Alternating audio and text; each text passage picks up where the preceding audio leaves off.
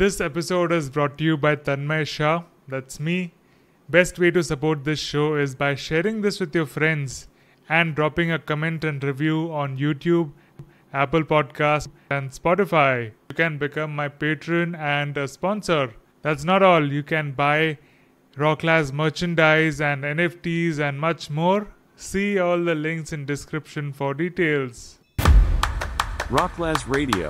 Rocklaz. Rocklaz. Rocklaz. Rocklaz. Rocklaz. Rocklaz. Rocklaz Radio with Tanmay Shah. Welcome to another episode of Rocklaz Radio. On today's show, we have with us Unchained Ninja, who is a well-known collector and OG in Web3, who is also creating this amazing virtual worlds, with his new startup called Unchained Art. So today, Unchained Ninja gets unhidden. Let's go. GM, nice to meet you, Tanmay, and everyone else. This is actually my first video recording. This is kind of weird. Let's but go. I'm excited to be here, and let's go. Yeah, so cool. Glad to be here. First question to you. Your Alice name is Unchained Ninja. You have started Art Unchained. What is the thing that kept you chained in the past? Yeah, well, what is it? It's kind of what all of us are being chained mostly by money, right? And I was always in my life having that. I was always working, had kind of good jobs, but I was always feeling like at the end of the year, there's nothing left over, and I was not spending like crazy or something. I didn't have crazy stuff to spend, right? And it was just feeling like, I don't know, that cannot be my life. I'm doing like every year I'm working hard and I get paid, but there's like after taxes, there's not really something left. And I was like, I got to change something in my life because I feel like I'm getting nowhere with that. And that's kind of like where I said, like, what are the chains that holding me back? And it's like, I need to break out of this everyday job stuff I did and need to find something where I can really shine and where when I do more, I can get more. And it's not like I'm not depending on somebody who's going to pay me and then that's it, right? And hopefully if I do more, I get more. That my kind of feeling was like in the, let's say, Web2 world or so.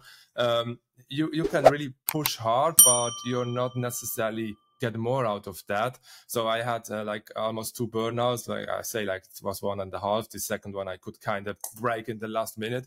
I was just getting like, nowhere with pushing hard. And so I was always, I'm still like reflecting a lot. What can I improve? Where can I get better? What new skills can I learn?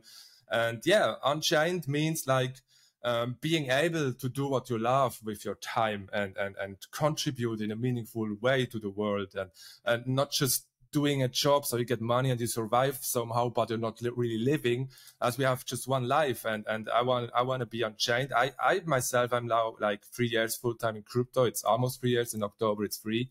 And that was the best decision I ever did. And being unchained, this is what I experienced, and I want to help other people to get there as well. Let's go. So unchained, don't let the chains of social norms hold you back. Do what you love. Amazing. What did you do like 5 years ago? Did you ever think that you would be doing crypto full time? Like what were you doing then?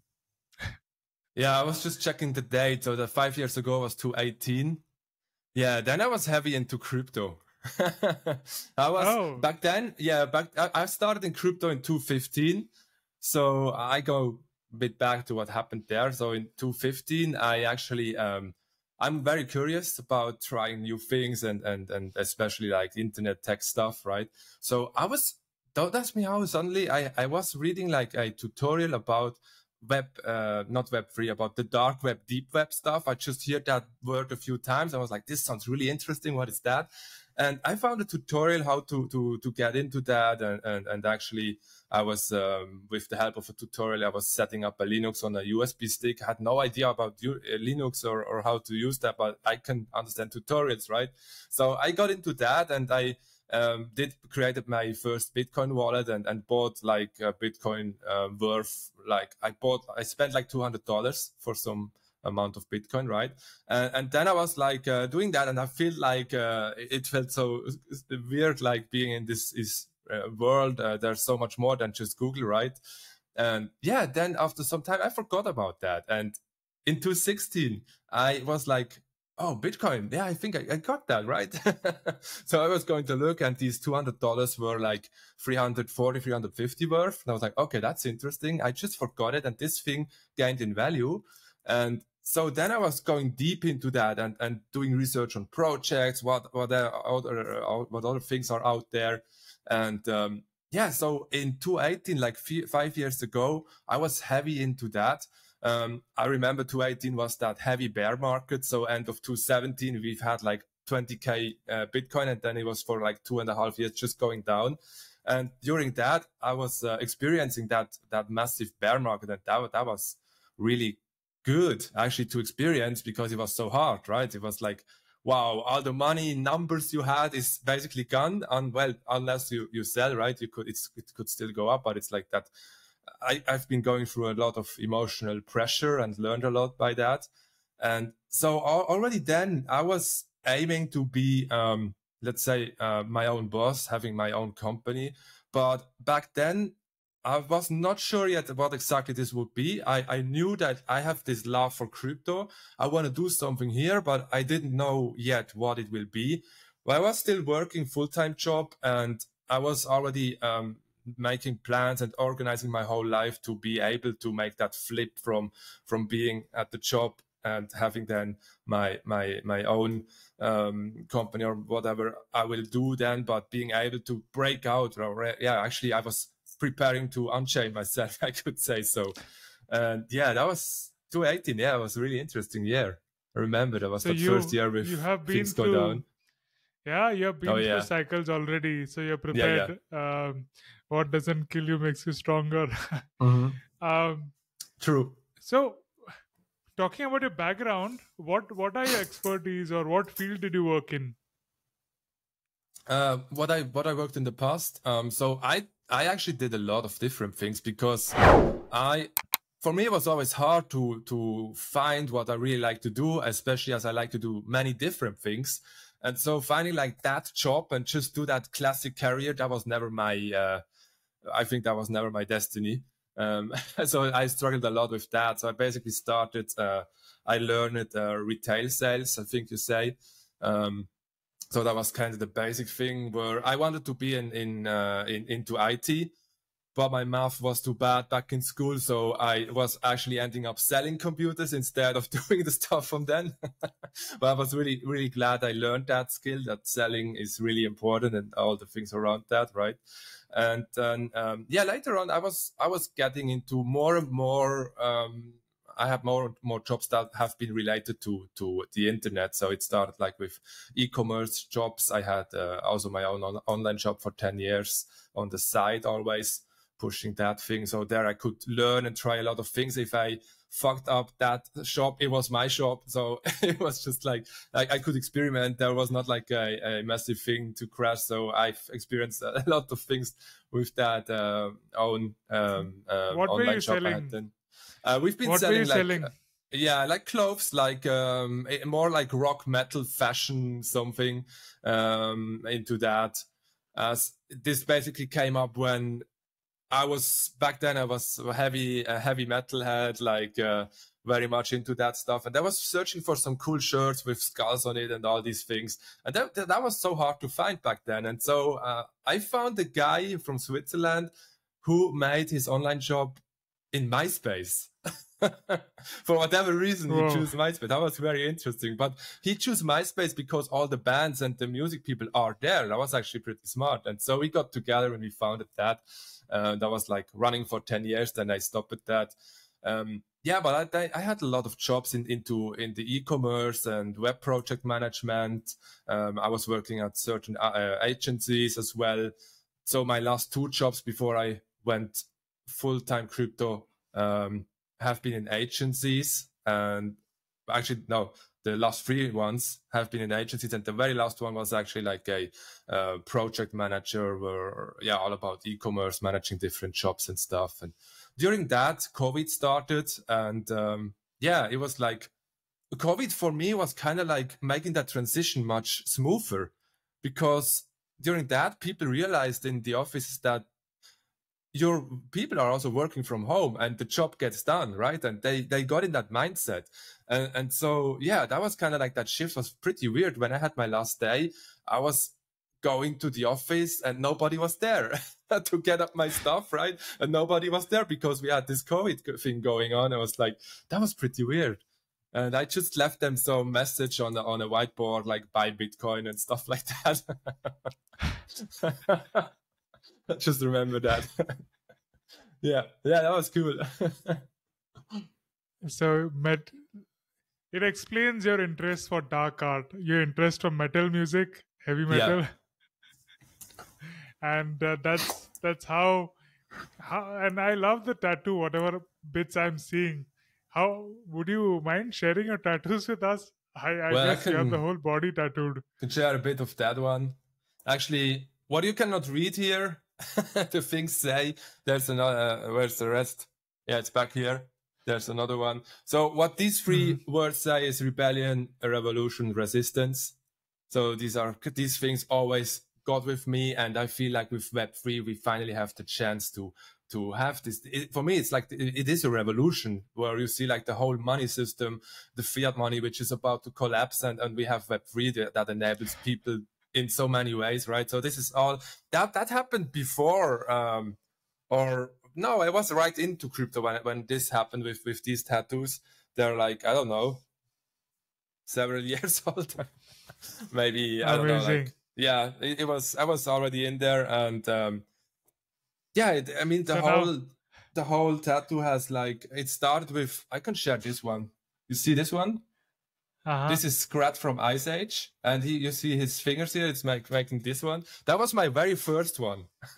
With this, it started, and then everything came together. And I'm a big Scrat fan. You asked me about the story, which I never shared, so probably I could say I'm a big Scrat fan from Ice Age. Scrat, the squirrel, from. Okay, Scrat from Ice Age, or well, I say Scrat, maybe in English you say it different. And this guy is always running for his nut, right? He's always chasing his nut, and in the end, he gets it. And I can also identify a lot with that. If I set goals, I achieve them. It may sometimes take a long time, but I get there. And so Scrat is a really cool little thing. I'm watching Ice Age just because of Scrat. I don't care about the rest. It's like, I want to see Scrat, man. So I can also kind of identify with Scrat. That sounds weird, but it's probably like this. I recently saw a video of Scrat. It was so cool that the nut falls from a crack and it keeps going down. It goes to the core of the earth. And in the core of the earth, and it bounces around, and he's running around and spinning around. So in the core, wherever it's bouncing, mountains are coming up on the earth, and all continents are coming up, and that's how the earth formed. Yeah, there we go. That's funny. It's so cool. I love it. Amazing. So why is your the mascot for the things you do a turtle and not a squat? Yeah, I love a lot of animals, actually. So Scrat is like, I think Scrat is more from a younger age. So when I was 20 around, it was always active. But I'm born with turtles. So when I grew up, we already had turtles at my parents' home. And we had like 3 turtles. I'm going to share this little turtle story. We had 3 turtles, right? Two female, 1 male. And the male was actually sick. And one day he died. And then we got another male. And this guy just made that whole turtle family grow like crazy. And so today at my parents, we have a huge garden just for the turtle, you could say, where they can live in and go around and grow like in naturally, not in that bio-feeded full speed thing that you see in the zoos. So yeah, we have a ton of turtles and I love them. They are so chill and I've got a lot of fun with them. And turtle have been with me all my life and I spend a lot of time with them. And yeah, I love them. Wow. Amazing. So one fun fact, are they turtle or tortoise? Are they on the ground or are they in water? They're on the ground. So they're Yeah, tortoise. on land. So You say the land- tortoise? I don't know. Yeah. Yeah, that's a fun fact. The Oh, creatures really? on That's new.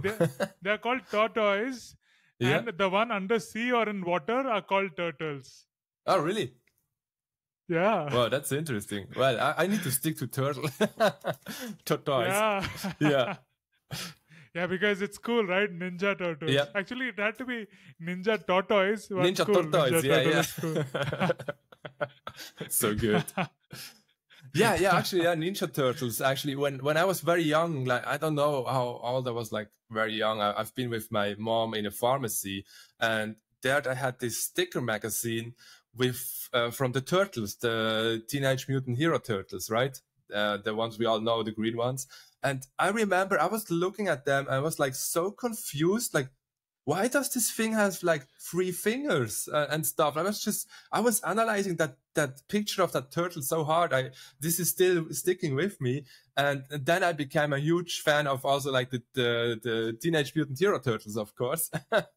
and that turtle thing just is going with me all my life. And even the logo from Art Unchained is actually a turtle.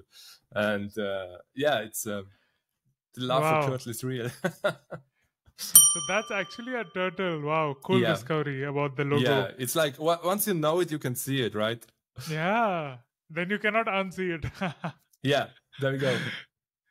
So the ninja in your Unchained Ninja, is that also from the Ninja Turtles? Or how did you adopt ninja? Probably, but I think it's more from I've been spending a lot of my pastime with video games, and I love to be the ninjas in Mortal Kombat, like Scorpion, for example, and I just like ninjas a lot. Like I was always a fan of ninjas, and of course, when you have Ninja Turtles, that's even cooler.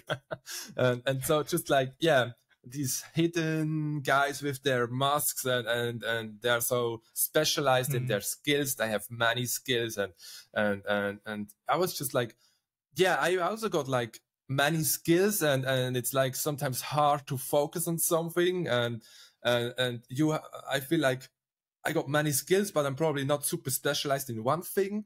And so it's like, it feels like a ninja somehow. And I like to have ninjas. And I was looking for a name back then when I decided to use Twitter more seriously. Like I want to have like a name where I can stick with, which I really can vibe with. So I spent a lot of time thinking about that. And I ended up with Unchained Ninja and I still am really happy with that name. So yeah. And you really seem to like animals because your PFP is the third animal. It's a monkey. Yeah, it's a chimper actually. It's Genesis chimper. That was really cool how I got that one.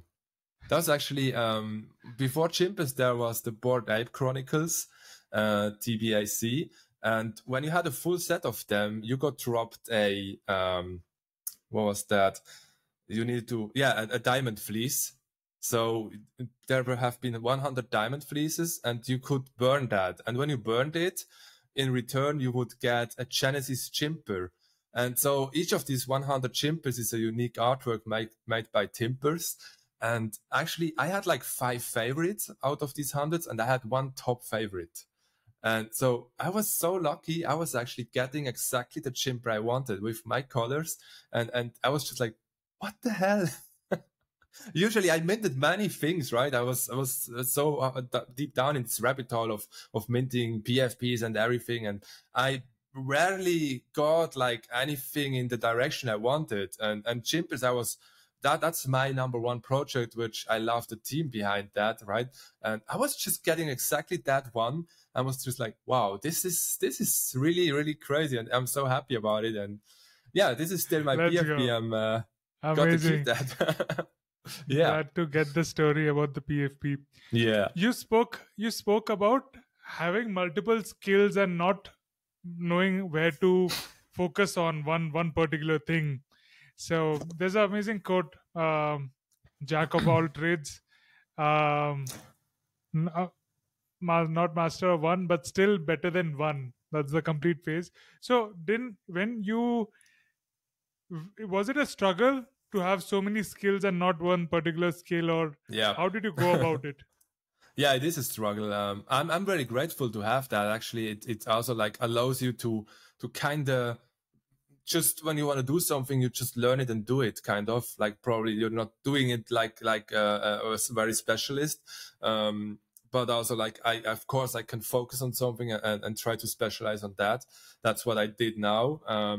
But it's like when you have so many things and you actually don't feel home at just one thing, it's like, I always seen that when I was searching a new job, I was like, I don't know what I should search for. It's like, I was going crazy. That process always was driving me nuts. And over time, I discovered, hey, what I really vibe with is internet stuff. So why don't you go in this direction more? And so I was going in that. And I was like, well, you can do so many things in the internet. So I had this e-commerce, online marketing stuff all going on. So I learned a lot about that. And then I was also like, it's getting boring. So I was always like, it's getting boring and I need to do new things.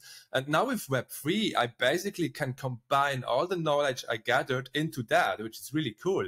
And now here I am actually benefiting of all the things I did in the past, where I often didn't know for what I even do it, right? And now I have all these different skills and knowledge that I can use.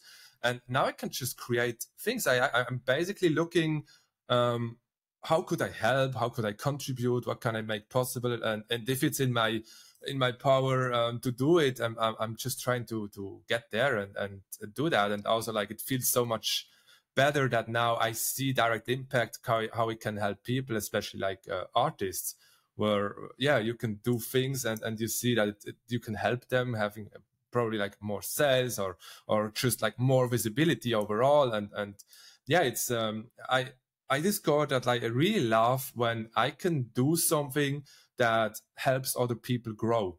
As when I look back, I wished there would have been people that would help me to grow. Like, when I look into the future, I want to be in a place where I can actually talk to people and support them even better, like in a way, like being an investor into their ideas, things like that. That's where I want to go to, so that when I identify a honest, good person that has a really good idea, I want to help these guys realize that idea, because I think we have a lot of ideas that we can just not realize because it feels like it's too big or we don't know how to achieve that. And so being able to help other people achieving what they have in mind is something so beautiful. So that's where I want to go into. I kind of lost track of the question. I'm sorry. No, you answered it, and we also transition into the new question that breaks into many more questions. Just on that aspect about starting from many, like being good at many things and having many interests, it is a struggle. It was even for me until recently. So I'm reading this book called Grit by Angela Duckworth. I hope we can get her on show. Mm-hmm. So that talks about the same process like yours, like how you are an example of that. So experimenting, doing something, then settling down to like choosing one thing, whatever you're interested in. Like sometimes we clearly know what we are not interested in. So coming down to one and then going deeper in that. So you gave a good example of how things unfolded and now what you want to do and what you want to do in future. So talking about future and your investment, you have been a big collector, you have been supporting artists. What is your process of discovering these artists or projects that you want to support? Yeah, right now it just happens naturally. Basically, I'm very active on Twitter, so I got a ton of bookmarks of interesting projects or artists as well. I have like a lot of lists of where, for example, I have a list of dark art, I have a list of glitch art, of cyberpunk, of artists. I have like a list. It's called like potential, where I see like, oh, this is a really good artist I want to check out later. As it's like, it's too many things that I see right now that I could handle. So there's like this whole list building up since a long time now. and yeah, it's like right now I'm in a process of getting again more organized and structured, so I can then define time to spend browsing these lists. As by now I've built them up and they're still growing. So I'm always trying to work in an organized way, because we all get flooded with information every day, right? And if you try to read all of these things, you can't handle that. But so I try to make lists and group them by topic, so then I can later on choose what topic I'm gonna check, and then I dive into that and see all these things together. I think it's more efficient than just losing my head everywhere. But I'm also, yeah, I'm sometimes something grabs my attention quite a lot, and then I just take the opportunity right now and dive deeper into that. Asking from an artist perspective, how does one increase the chances of their works being collected by Unchained Ninja?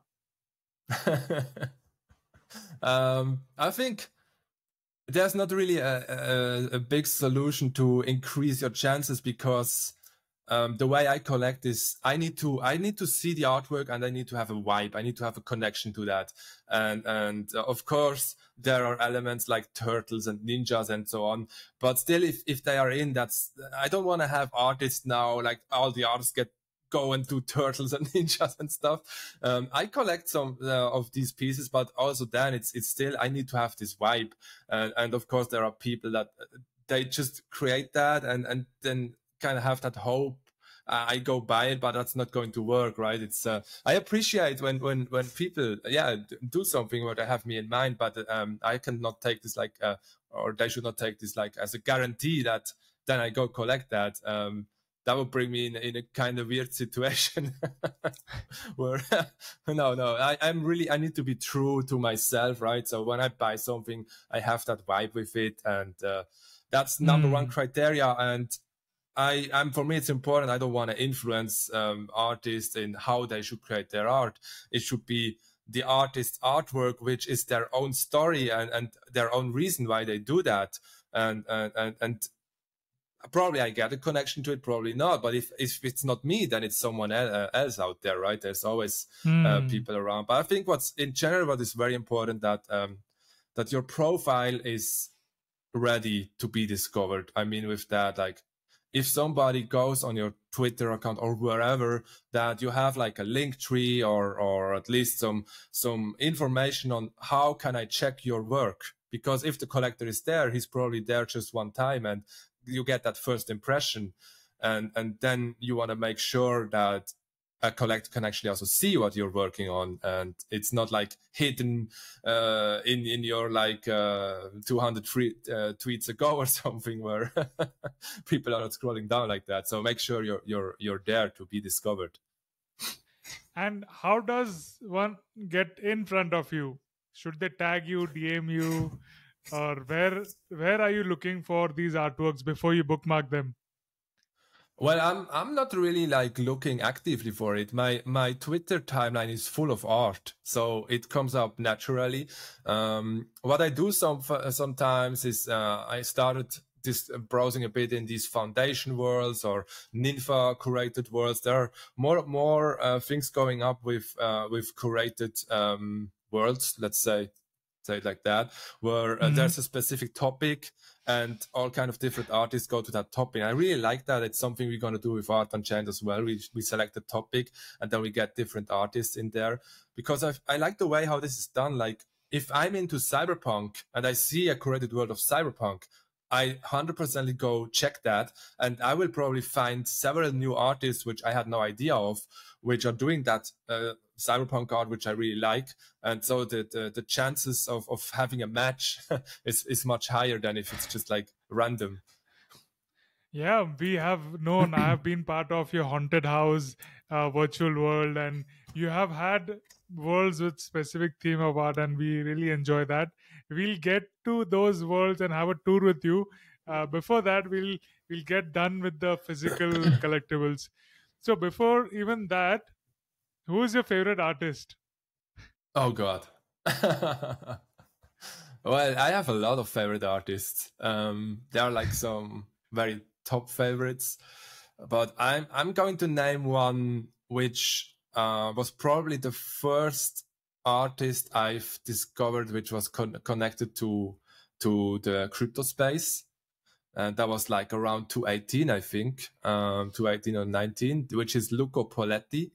I got a few of his artworks in my cyberpunk gallery, and he was always doing, I love this kind of art he's doing, like he's very critic about the money system we have, and he's putting that whole topic into his art.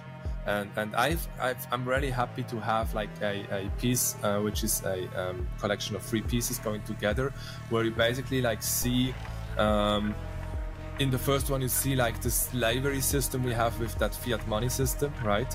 Where everyone is in debt and it's so hard to get out of that, and it's all about it. Then in the centerpiece you have kind of like that revolution ongoing, where the crypto world is fighting with the fiat world. And in the last piece you then have the heaven, where the crypto change has happened, and now we have this new brave world. And I love these 3 pieces. They're crazy in details. It's like the camera just goes over the whole field, and you have so many things to see. You can just press stop all the time and see what the details he has in there. It's really deep. Yeah. So do share the video or the photo with me after this session, so I'll pull it up on the screen as you explain about it. Yeah, with pleasure. You have got some physical collectibles, and you're showing a Rembrandt piece with you. So can you tell us about it? Yeah, it was actually... That's obviously not an original, but it's called Rembrandt's Model Reading. And I just found that in one of these shops where people bring their old things, and you sometimes find some cool nostalgia. And I was just in there and checking a few frames, and then I was seeing that. I was like, isn't that a Rembrandt? And I was just collecting that for like $5 or something, and just... to have that with me, as we work with the Meta Rembrandt project, and so it was just really cool when I see this. I was like, oh wow, let's get that. How are you sure that this is not an original? Like, it could be. Did you ask an expert? Well, no. Imagine it could be real. Yeah, no, it's like you can see it's really a print. Like it's not having the oil color on it or something. It's even for me, it's clear it's not an original. It would be cool. Okay. Talking about Rembrandts, let's just talk about the Meta Rembrandt project that you have been working with. That's pretty cool. That's another institute that is promoting traditional works. I mean, artworks of famous olden historic artists and bringing them in a new digital form. We had a Belvedere Museum on the show, and they had published. They have brought in the NFT for The Kiss by Gustav Klimt. So we did an episode on that. It's an amazing initiative. Check out the card on the top for that episode. Yes, and. So it's great that you have been associated and you're supporting those kind of initiatives as well. So please tell us more about your collaboration with Rembrandt and what is happening there. Yeah, Rembrandt, that was a really cool story, like how it started actually. So the first contact we had with Rembrandt was like when my girlfriend Diana and I, we've been doing a road trip in Scandinavia, right? And then we had set up a call with them. And so she was driving the Jeep and I was sitting on the other side with the laptop on my knees. And I had that first call with the Meta Rembrandt team. And it was like going like this, like on this bumpy road. We had such a cool call in there, getting connected with them, with the idea. And I was instantly having a great vibe with the team there and the idea. And back then, it was more about like, how can I help them with getting into Web3 and having more visibility and connecting with the community, all these kind of things. And so we built up a really cool relationship with them. And back then when we started, Art Unchained was not born yet. So that was just like an idea I had in mind, and I talked with them a bit about it. So they've seen the whole story from the birth of Art Unchained, which was just like last October 22. And at some point, we started to discuss and then like, hey, would you be interested in creating that virtual museum for us? And so we got into that, and we got that deal, and really grateful for that. It's so cool, because this project, it's something which is really important for me, like making art accessible, right? I always struggled to get into art before I found the crypto space.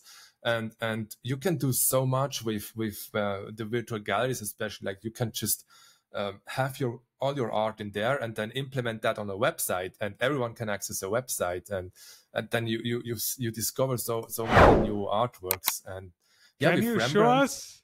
Can you show us on the shared screen as we are talking about it? What what would it you like to see? the Rembrandt project, or then we can just see the other worlds you have created in Yeah, no, it's Art not done Unchained? yet, actually. Yeah, it's not done yet, Okay. actually. But you can go on Art Unchained or the Rembrandt Twitter. There you can see we have shared a lot of work in progress things about the creation. But it's Just for the about audience, yeah. just for the audience, Rembrandt, what is their proposition? Have they brought an old painting of Rembrandt and split it into small parts like the Klimt painting, or what is Yeah, there what are they're doing? a few things about that. So they brought the Night Watch, that huge, massive artwork of Rembrandt, which is actually so huge. They in the museum, it is now. This artwork once was cut on the sides to fit in it. Right, it was like, it's a really interesting story behind that. And so they made like 8,000 pieces of that. And everyone who owns a piece is basically a founder of the Meta Rembrandt Museum. And so the idea is that once it's all done, there will be like a ticketing system, and the revenue created with that ticket sales will be shared with with these Rembrandt NFT holders. But that's one thing of it. The other thing is, like, there are So the museum 306 is virtual or in real life as well? It's the Meta virtual. Rembrandt Museum. Yeah, it's Okay. virtual. Maybe one day it's real. I mean, that would be super cool, right? Yeah. So the virtual Second museum. part.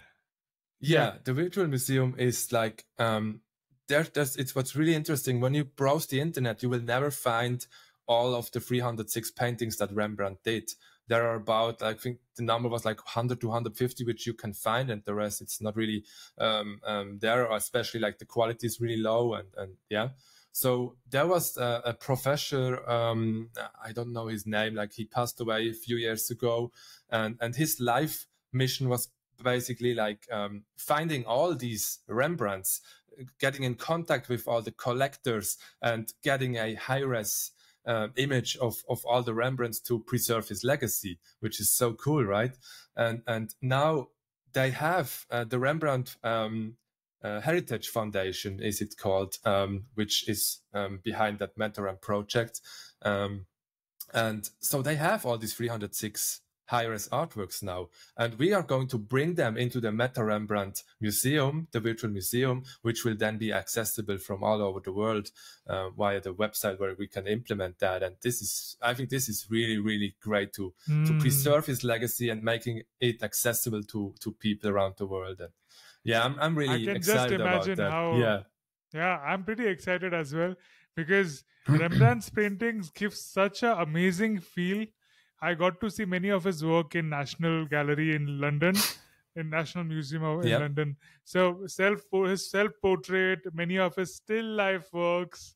It's so detailed and beautiful, and some very huge works. It takes us back in history and a very different vibe. So bringing that into Metaverse, that would be so cool.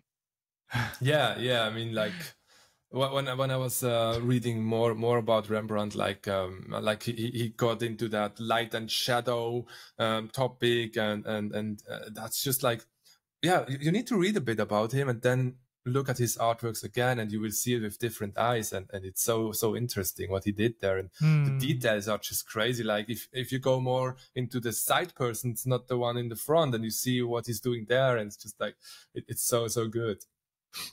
Wow. Talking about Metaverse, what are your views on Metaverse? Yeah, this is kind of like, yeah, go on. What is Metaverse for you? Yeah, for me, like the Metaverse is like I think this is the future. Like, it's already happening now, and we will be in the future. We will all be much more digital and much more the digital world and the real world is much more getting together. We have now a lot of augmented reality, virtual reality. People are more and more identifying with their like avatars and so on, right? And with that virtual world, you can actually be whoever you want to be and have much more ways to get creative and do things. So for me, Metaverse is where we are going to. Like, we already see that's kind of our vision, what we see, what's happening, like fashion brands going into Metaverse. There are things like you can have a suit that's measuring your body, and then they know exactly your body, how it's your physical body, how it's formed, and then you could have like you could even try out shirts and you would know like how they look on your body and things like that, which you can all do virtually. And also with COVID, we have seen that it's possible, right?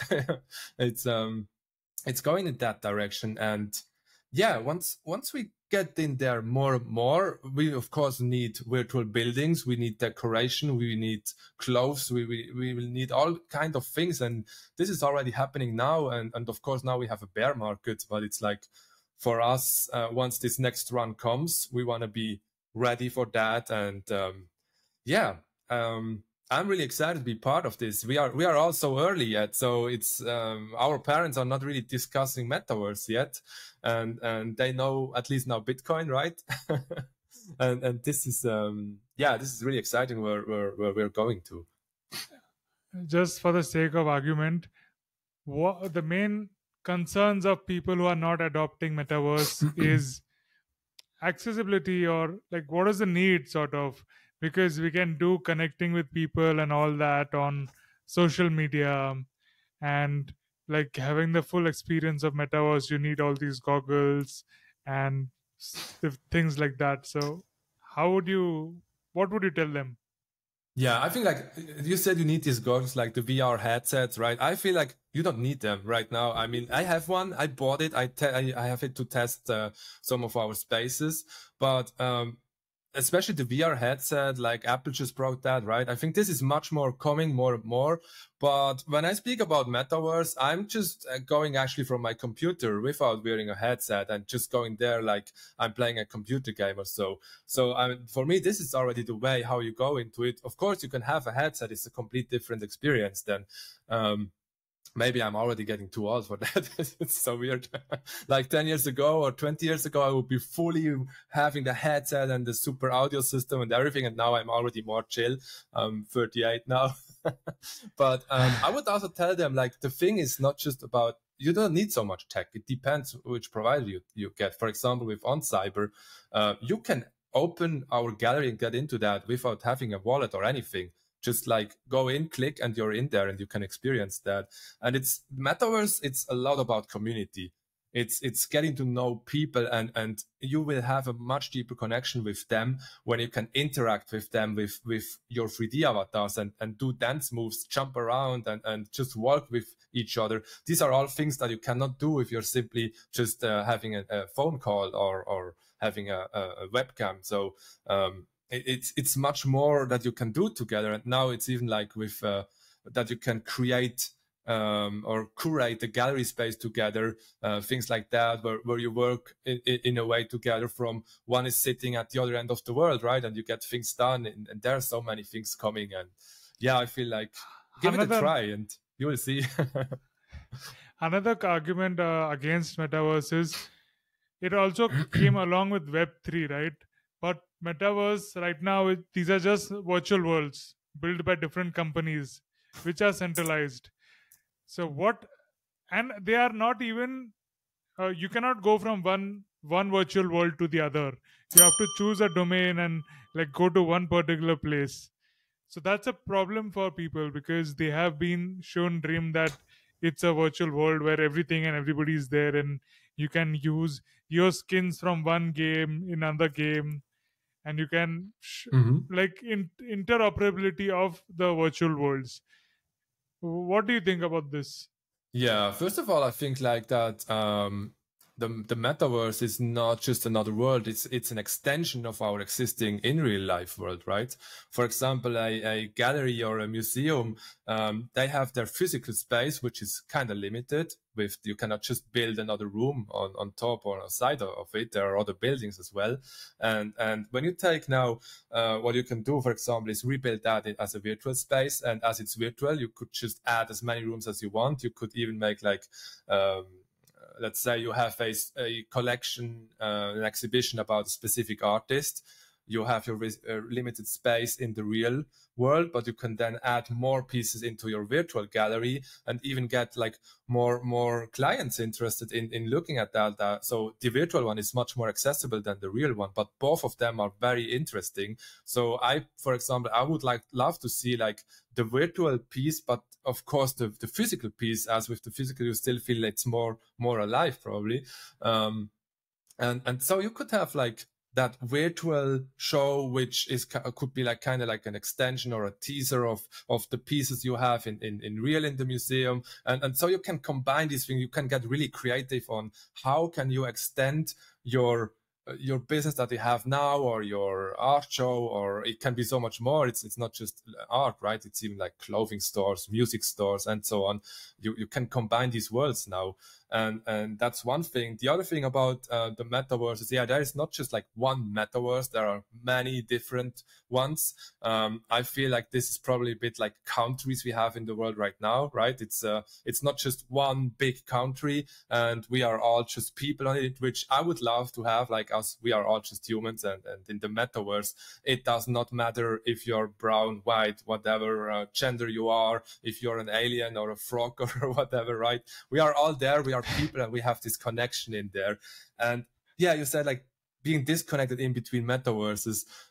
This is a fact that we have different metaverses. There are providers like Lighthouse, where you can follow your friends, and with their service you will see where your friends are going on, if that's metaverse A or B or C, and you can simply follow them with one click. So for now we seem to need like services like that to keep this connection. But I find it also very interesting because there are metaverses like, let's take Sandbox, which is their own voxel world where you need land to be in there to have something which you can build. Then you have others like an OnCyber, which is very accessible. You don't need land or anything. You can use a free gallery, or you can get a customized one created for you, and you can just curate it with your artwork or JPEGs or videos, whatever you want to place there, music, and this is then easy accessible from any website. So all these metaverses, some are harder to get into it, some are easier, some are really interesting with the land, where real estate people can actually also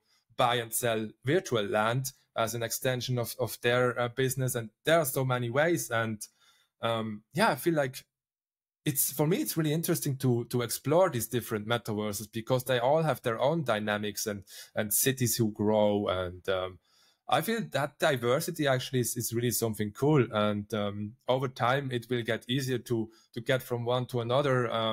You already can have, there's, for example, for the avatars, there's a new standard, kind of new, which is called VRM, and there are different metaverses who supports that. So if you have that VRM avatar, you can use that in different metaverses, or sometimes in games and things like that. So it's we are still very early, so but we're getting there, and I think it's kind of good to have these different ones. So because if we would have all the same, so we all would need to buy land to have an estate in the metaverse. And now there are such without these requirements, and there are other things, and gamification, and some are more focused on art, some are more focused on a game. And so we have this lot of diversity. I don't get the point of buying land in metaverse, because it is digital, it's infinite. Like, how are you artificially creating scarcity? So there will be only people who can afford buying land on Sandbox, and most of the masses will be on the places where you don't need to, where there's no entry barrier to do things there. So what are your views on these different strategies of the virtual worlds, or metaverse as we call? Yeah, I'm personally a big fan of accessibility. So I'm not owning land on Sandbox or anywhere. I got something from Yuga Labs from for the other side, as I once had my ape. So I got that. I still just keep that because I think it will grow in value. But beside that, I'm really big fan of accessibility. So also like it should be easy to get into the metaverse, but also like with the land that you can buy, like there are now already big brands into it, right? And of course they want to get there are people in the space which have a big name or big brands, and they got their spot of virtual land. And as the whole world is shaping more and more into that virtual space, there will be some metaverses which will be very successful, and there will be a lot which won't be. And it's kind of like now people are now trying to buy land in the ones they believe that's going to be where most brands and people are going to be, right? So it's like an empty earth where you can buy land now before all the population comes. It kind of feels like this. And it's like, it's a chance because we see that these virtual things, they work, it happens. And it's just a matter of time and adoption. So which do you think is where would you bet your money? Which one has more scarcity or will grow in future? I don't know, like there are a few big names like Decentraland, Sandbox are big players. I think the other side is they're very strong with the 3D graphics I see so far from Yuga Labs. They have a lot of potential. But also like I'm personally like a very fan of OnCyber, but you don't have land or anything there. So that's that's probably not for that. But yeah, these are the big players, but there are so many more. And yeah, I think other side has really big chances in terms of that. Also, like other side for me seems to go more in a gaming direction, and I feel like game developers have a really good future ahead, which I'm really happy for. Talking about these metaverse and economics of them, the one weakness is anybody can take over. It's not like a physical land, which is actually real and scarce. So if Sandbox goes down, some other platform will come, which will also have land. So if Sandbox goes down, the value of whatever land you bought won't be there. So it's like that, right? So let's see how it unfolds. What do you think? Yeah, I can't see Sandbox going down, but you never know, right? So everything you buy is always a risk. That's kind of that. It has to be, I think, it has to get as big as Facebook or Google for people to have full confidence in them and just give away their videos like we do on YouTube, and don't ever think about if it is going to go down or no.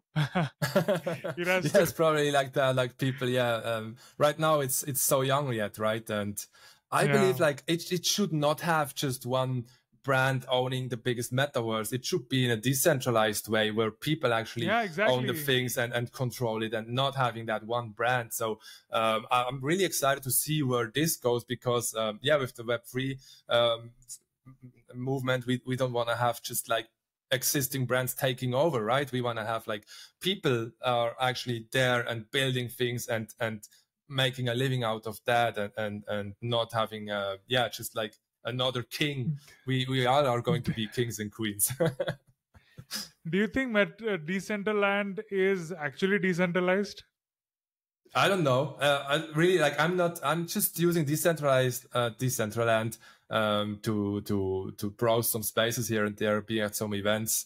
I'm not really I did not a lot of like research about it, so it's kind of an old one. I've been there like quite a few times, but it never got me in the terms of graphics. And so I know Decentraland is really cool for events. I see a really cool community there. They're really strong with that. I have seen like quite some brands on there as well doing some events. But personally for me, I've never gone into like let's deep dive into it and see everything about that. Yeah. We'll try to get them. Like we did, we had got crypto voxels. So you can see BitPixie's episode, and she took us through the whole of making process or where to find what and everything about the crypto voxels. And we also had MoCA, Museum of Modern Arts, Yeah. Museum of Crypto Arts with us Uh-huh. 2 episodes back. They are also creating worlds. And the next point that I want to get to is the strongest point which I find in Metaverse is you can create things with your own imagination. There's no limit for physics or natural Yeah. reality. Like things can float in the space, or it can be without reason or logic. How is it able to stay or stand or do things that way? So that is pretty amazing thing that is possible in Metaverse. Even Mr. Wolfgang from Belvedere Uh-huh. Museum, he's the director. He was, when I asked him about Metaverse, he is expecting more from Metaverse. It shouldn't just be replica of real world Yeah. galleries over there. It has to have a different, its own kind of evolution and art going within it. And I think you with Art Unchained is doing great in adding to that. Like talking about, it'll be there in history, all the work and amazing spaces that you're creating. So I think Yeah, it's a thank you. good point to dive and see your Unchained world now. Yeah, I'm just I was feeling that. I'm just loading the page right now. So we can dive into please that. continue till it loads. You're saying something. Yeah. I'm just loading like the Cyberpunk gallery, which was actually the first one. This is basically like how Art Unchained started. So I was speaking before about like having many skills and trying to focus on something, right? And the tons of ideas. And when we've been in, we did a 5-week road trip through Scandinavia. Which was really, really cool. A lot of nature there and free animals and so on. So we did that tour last summer, and after 5 years, 5 weeks when we came back, I was like, all right. I was a bit reflecting and what happened and so on. And I was like, I was having like my mind resetted, kind of like had a really fresh mind, and I was like, hey, I need to focus on something. I cannot do like 10 things at once. If I have 10 planes trying to get them to fly, nothing will really fly. So I need to focus on one and get that flying. And I was thinking a lot like what really matters to me, what do I want to focus on? And I was sticking with art, where I already have collected so many artworks, and this is like, this comes from the heart. So, right. And if you do something where you're really passionate about it, it's in your heart, then you're not going to stop when you have a few struggles, right? It's, you keep pushing, you keep doing that. And so, yeah, shortly after I was like, hey, I want to have like a gallery. I already had a gallery for my first, or let's say my first gallery was like a basic on-site gallery where I had like about 80 to 100 artists in there and about 120 artworks. And I spent like 30 hours creating that. It was not such a big room. I was just running around like crazy to put these artworks there. And I was like, it doesn't look good. I put them there. And so it was kind of hard because it was not a specific topic. It was a mix of all the artworks I've collected, of a selection of them. And then I was going for colors and finding some similarities so I can group them a bit. And yeah, after 30 hours, I had that. But during that process, I realized that, hey, I would love to have one more room or another floor where I could do more things. I was like, that was a limit which I didn't accept. I was like, no, that's not going to work for me. As for the next one, I was like, I want to make a cyberpunk gallery. And my goal was to have a cyberpunk world where I put the artwork in there, and it goes together very well with the cyberpunk world. So you give that whole immersive experience where the artwork and the gallery itself together becomes a piece of art itself. And then like, kind of like I sent that wish to the universe. I got connected with my architects. I wasn't even searching for that. I was just probably saying I want 2 words. And I got connected with our team, with Farnas and Mammut, which I had just a few sketches. We will see the sketches in the gallery. I had a few sketches of that, and then I was discussing the idea with them. They got it instantly, and then we started building the whole idea, and they started 3D sketching it. So when I first seen it in 3D, just on a sketch, I was having goosebumps. It was just like, holy shit, yeah, that's what I have in my mind, right? And I could not draw it in 3D that way, but I'm very visual. I see things in my mind. When you tell me something, I just got that movie playing. And I've always seen that. And now with the help of my team, we can finally get all that stuff we have in our mind created. And it's, the only limit you have is your own imagination. And we are a team of very creative people. So this is going to escalate a lot. And yeah, that's how we started the Cyberpunk Gallery.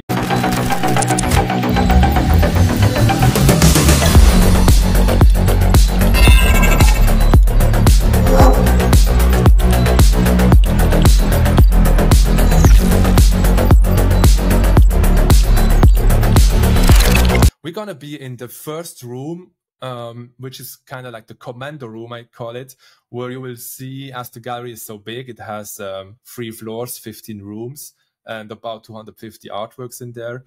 We're going to be in that room first, where I can give you an overview of how it's actually built. And also you will see some making of pictures in there. And then we can go into it and enjoy some art. All right. Cool. Yeah, so basically we have like, here is on this screen, we have the basement level. And you see like we have added numbers to each room. So what can be done is like you can, the idea here was like, if you do a tweet or we want to use that room for specific artists, you could say in room number G14, you find this artist, in G14, you have a different one or a different topic. So it's all about that. Now it's smooth, cool. And here we have the ground level, which we have more rooms. This is actually like I call it the donut. Yeah, and here we have, this is the balcony. I'm going to show you that. And here it's kind of like the making of, just in a bit 3D way, how it started, like with the very basic shape, and you get more details into that. Here we have the full view of the piece. That's the done piece from the outside. And this is actually, which I want to show you, the making of. It's done by serious architects. Yeah. They, our team, we have real life architects, certified architects. Yeah, that was the beginning, right? Where we had just a square and we had these stairs, ideas of having multiple rooms, and we had just like a more basic tree, but I was like, that's not really satisfying. And we had then the idea of the floating Eve logo in the center. And over time, it also became then the octagon it is right now, right? With that shape here, that's more like the final shape we have now. And it's just like, that's often how it starts, like, and then how we, kind of go into it and how things turn out. And that was the very first one. Since then, we are now much faster in finding the things we want to create and getting the sketches ready and then just produce it. And here we had a lot of, there was no pressure. I just wanted to have this gallery to really have that vibe in it. And I was like, we just take the time it needs to get it done. And we experimented a lot in that one. Yeah, I have like this 3D rat, the cat and the rats to it. And it's kind of like, it's two things. Like at first you mean like it's the cat who is trying to defend that piece, for example. But it's also like, for me, it's like, it's kind of simple for Web3, where you have the small people that hold together and get much more power. So now the big one, the cat, is kind of feeling like, what should I do? There are so many of them, right? And it's kind of a bit play on that one. So before we go to other rooms, I have a question. Which is your most favorite part of this gallery? Let's start from there. And like, you really feel proud of that. Yeah, probably the centerpiece. I think I'm just walking through that and go back to the center.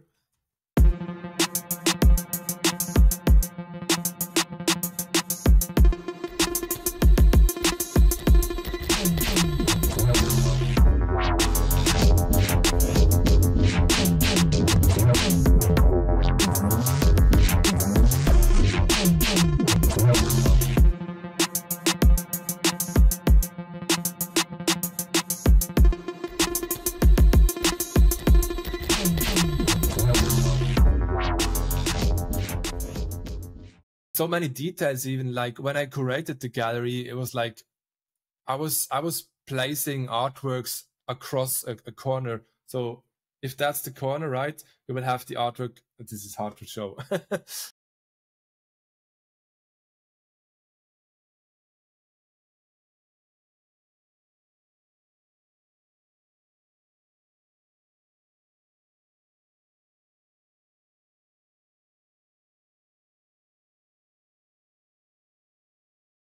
is actually like a portrait, and then I was surprised by the effect I got. So by doing that, this portrait is actually watching you. Like you see the eyes are, it looks like the eyes are following you, but it's a still image. It's not animated. It's just because of the perspective you get by connecting an artwork in corners.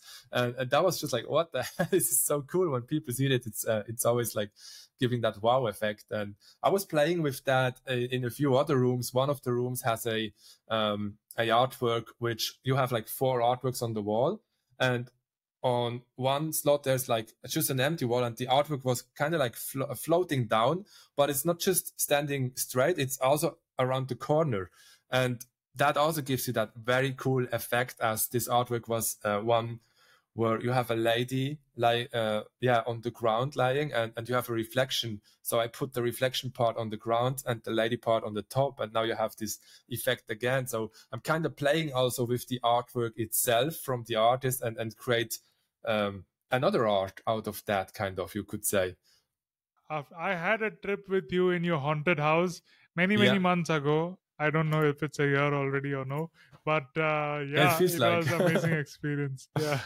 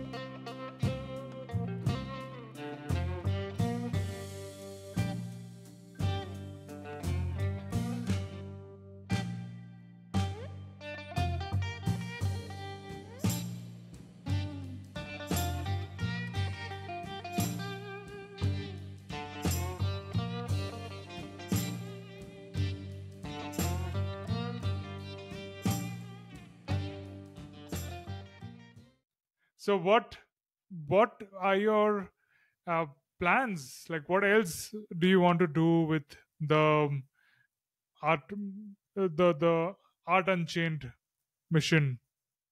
Yeah. So it's basically like galleries are kind of just the start, right? Where we start now with the gallery creation and also going into creating avatars. So we will provide customized VRM avatars that if you want to be something, you let us know and we can build it basically. Then you can run around as Turtle, as whatever you want to be in the space. So so we want to expand more on the gallery side, also to get more like traditional business stuff, like museums, galleries, but also like all kind of companies to as I said before, like to kind of extend their business into the metaverse, where they can use it like as an extension to show what they're doing, to present their products, these things. But it's also going like with Art Unchained. What for me is personally very important is I'm always thinking about how can we support artists and give them more visibility. There are so many great artists around, right, where they have this amazing, beautiful artwork and such just a few people are seeing it. And we are thinking always about ways how can we improve that situation and help empower artists to get more visibility on their art. And so we have now the galleries. We are going to do curated worlds where we will present several artists at specific topics. But we're also thinking about it's the gallery thing is just one. We're also thinking about what else can we build to move the Web3 space forward. There we have some ideas. I cannot share that yet. But also like thinking about so that artists can focus more on creating art and have to rely less on the sales. So how can you as an artist use your skills to get some money flowing so you can focus more on the art? And there are many ways that you could achieve that. So it's about finding the right ideas and building them. And we are very open to build more than galleries. It's I don't know where this journey is going to. It's like it's very very, very interesting for me, exciting, and especially like you go into Web3. I recently started that Web3 Founders Diary, where we shared what we see, what's happening next, and the shape of the whole thing, how Art Unchained is going to evolve is a big matter also of the community. What we as a community think, what we need, and what we feel what we can build together. So I'm going to share more on this Founders Diary pretty soon. It's already like 3 weeks ago. Time passes so fast. I was like, wow, that's 3 weeks ago. My God, I wanted to do this every week. And I'm going to find a way where I can share this in a much more active way. So I want to get the community involved in, hey, what do you think? How could we be of help for the Web3 space? And what do we need in the Web3 space? What should we build together? And we have ideas, but it's also like checking these ideas with the community. Sometimes you think you have a brilliant idea, but then it's like nobody really believes in that or nobody sees that. And sometimes even if that happens, you got to go create it and then they will see. But it's often also like you might just have a brain fart and it's not really worth to create it, right? So being in touch with the community in such a close level, I think this is really going to be the right way to shape however our future will look like. And we are strong on the galleries that we create, but we are not going to stop there. This is going to be more. And what this more is going to be, I think this is a community decision where we're going to head to. I'm really excited about that, as this for me is Web3, being together with the community, being with open-minded people and getting things done together. As I love to say, like when people work together, you get the most beautiful things done. Instead, if you're just like for your own and you just try to get something done, and it's much more beautiful to work with people together and shape something together. Yeah. Wow, I love that. as you're speaking, I had shown the audience your website, curation, creation, and connection. So I really love the vision. Last point you mentioned about working with teams and going forward together. This show is about art, entrepreneurship, and culture. So this is a very good entrepreneurship question about creating teams and working with people towards one particular mission. You have shown that with this project and other projects in the past. What are your advice or suggestions on team building and finding people for the team and getting the best out of them? Good question. Right now, we are just experiencing that ourselves, and it's very interesting. I mean, we started in October last year, just Jana and I, with the architects. So we've been like 4 people. Now we have, since then, we have more people to it, like Nina. We have Nina who's doing she did the whole branding and the website design, and we love what she's doing. We have Fair, which is doing an amazing yeah, you could actually probably show the team there exactly. We have Fair. She's such a cool, great host for our Twitter Spaces. Always bringing the good vibes. And we also recently added Map to the team.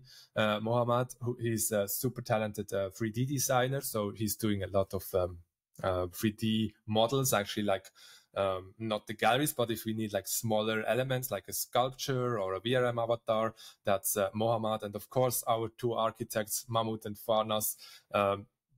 Going back to your question, I could actually talk about them.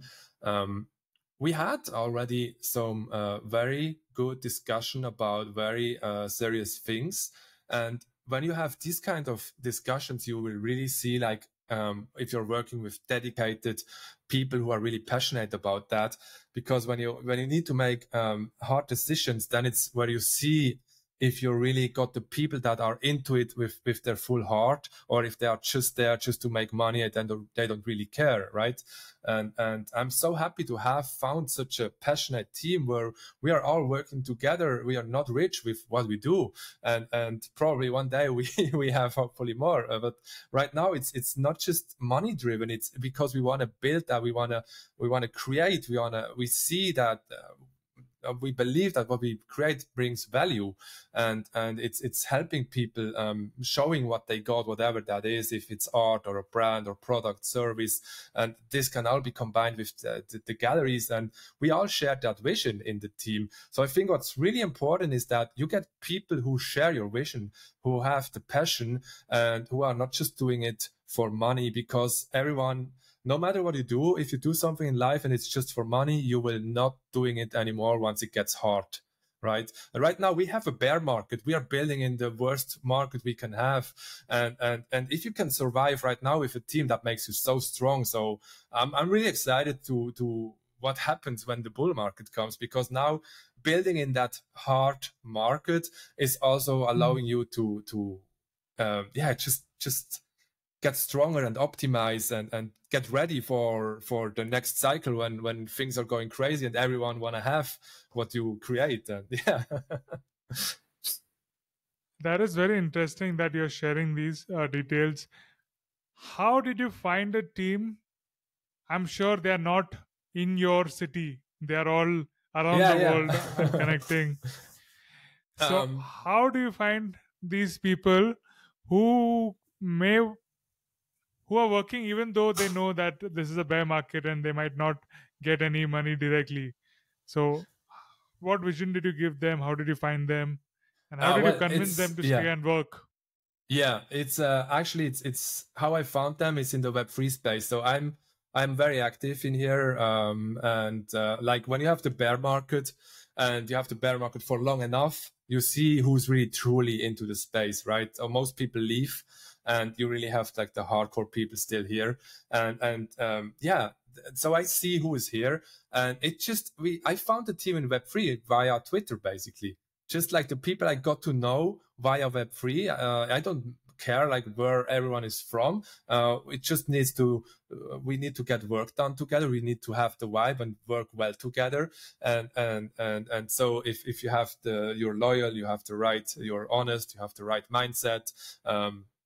That's kind of how we found us. It came together very organically. It was like, first the architects, that was just like a comment on a tweet of mine, where then we started talking with each other, and then things came together.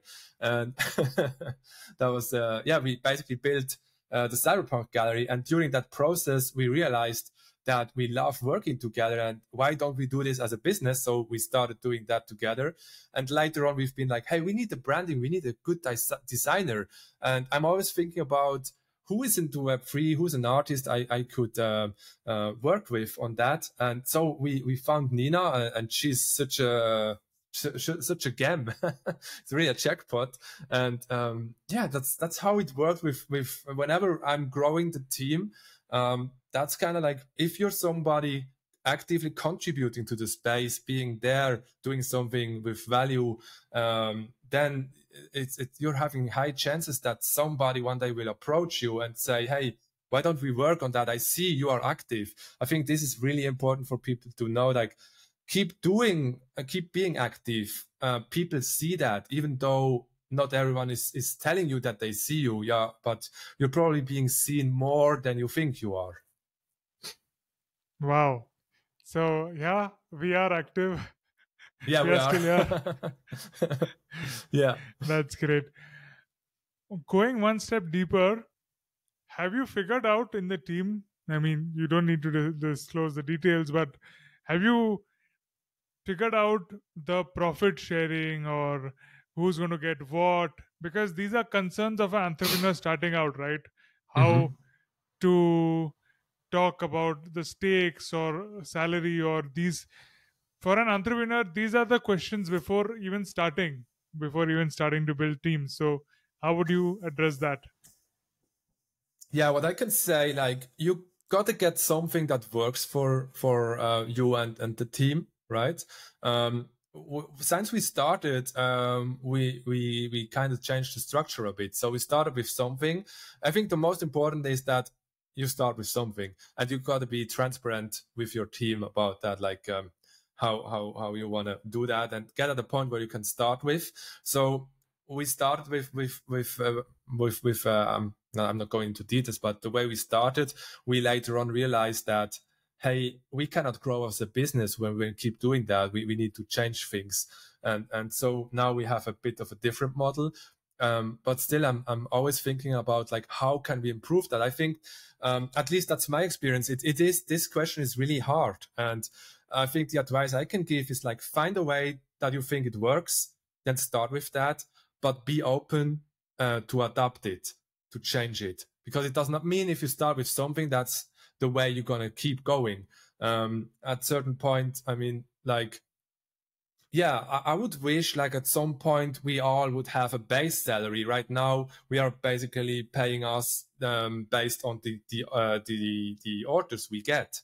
So, of course, like, if you get at a point where you have that base salary, maybe you go into a direction where you get a investment. That could also be a direction you could take, right? Or you can structure it differently from the beginning. But our Art Unchained is all self-founded, so we got to see, like, how we can do that and grow together. And with the right people we have in the team, we actually grow all together.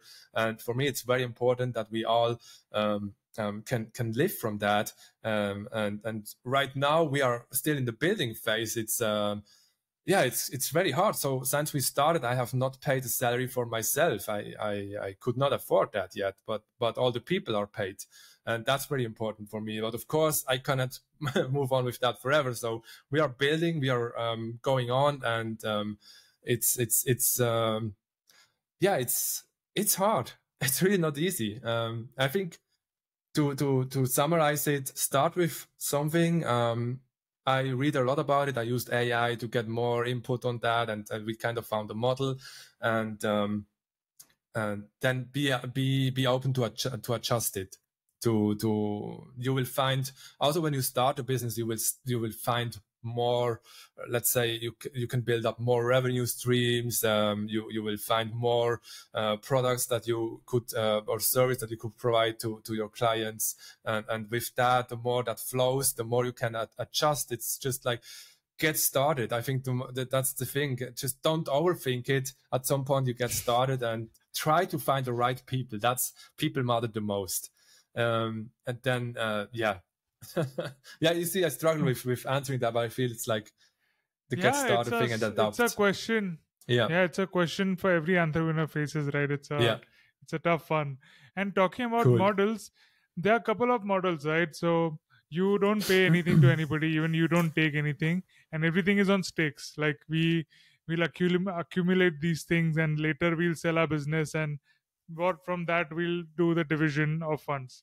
Second is the founder brings in all the money till even the first project or the first sale happens, and then the other people in the team are paid on hourly basis or whatever is decided. What other models could be? Well, I'm thinking about what we see, like as we position ourselves as a premium gallery provider, and we don't just want to do like thousands of galleries at once. So we stick to quality over quantity. That of course makes us not the cheapest on the market, but what we are aiming for is that we always want to have our clients being beyond excited when they receive the gallery. We want to see them proud. So when you're proud, you're going to share something with your community. And if you're not happy about it, you just like probably pay it and then just move it away. Nobody should see it. And we really want to have our customers proud to what they get, and so far all the galleries we have created has been a great success, and they're being used. Just was it yesterday when we had the space with Lit?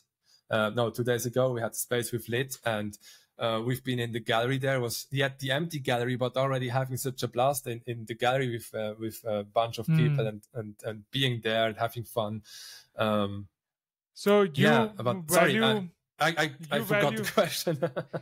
Yeah, you value premium gallery for the collectors. My question was about the financial model. How do you pay your team or yourself? What are the different models according to you, or what is the best thing that can be done? Yeah, I'm also thinking about a model actually. Gonna see how this would play out, but it's like so when the galleries are we want to support artists with the galleries as well, right? And for artists, it's often expensive to get a customized gallery, but it's super cool if you could have like your gallery as your own artwork in that style your artist already.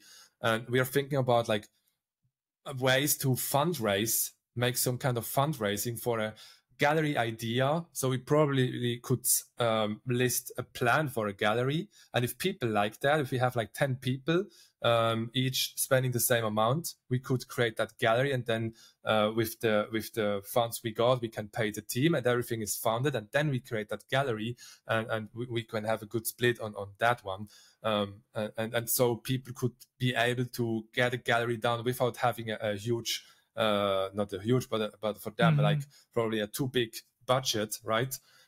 So we are always thinking like, how can we make this thing more affordable while also get our team paid? Because we cannot just make something for an amount that then the team is not getting paid. You need to have your people paid first of all, and else it's just like I'm not the guy going to do promises and then you never get paid, and it's like people work for you. Like it's like, oh no.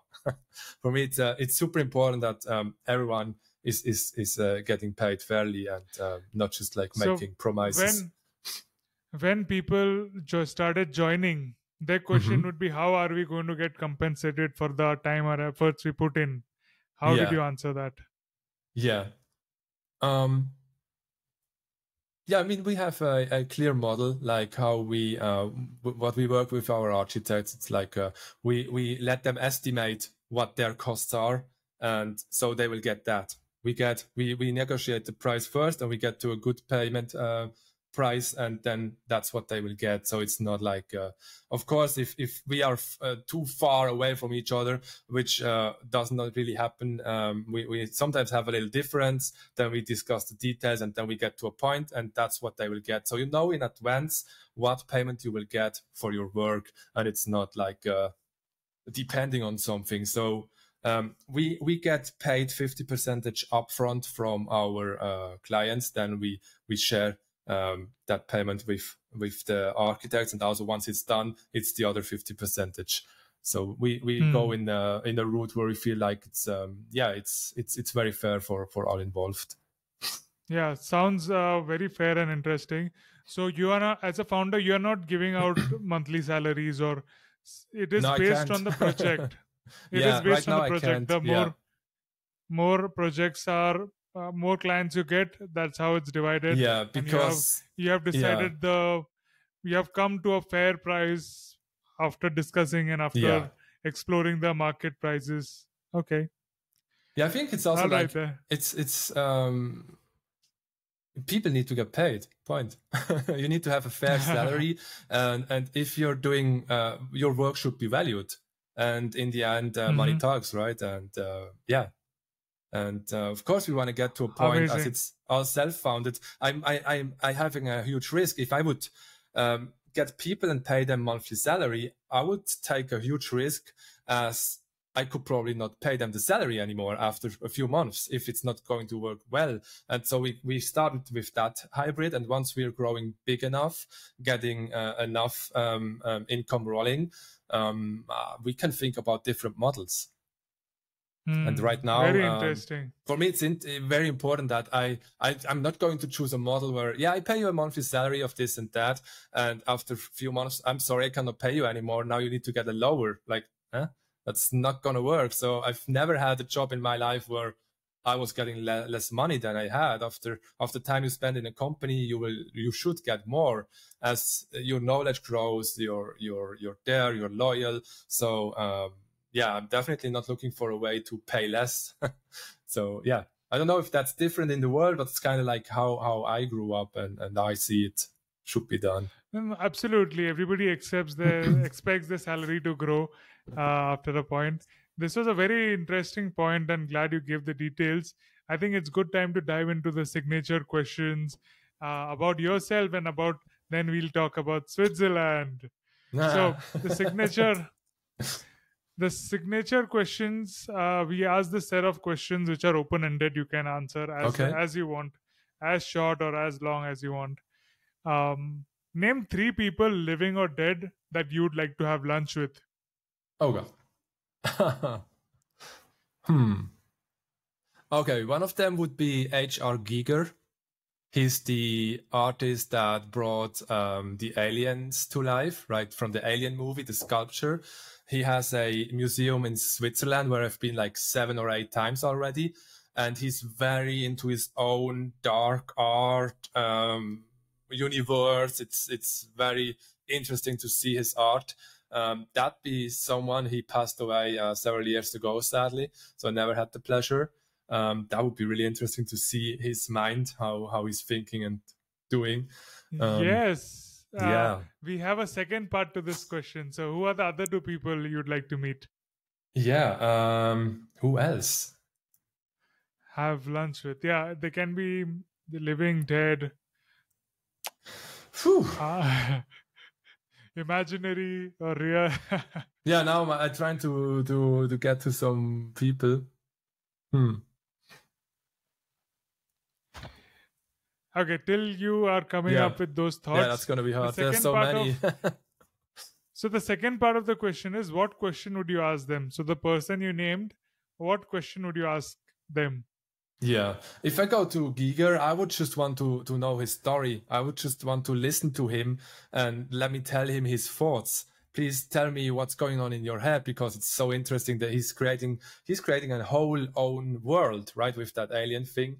And I would just love to read his mind, basically. So being at a campfire with him and having a glass of whiskey, and he's just telling me while in my head I see all the images happening. That's gonna be the thing. Yeah. If If today was the last day to live, what would you do?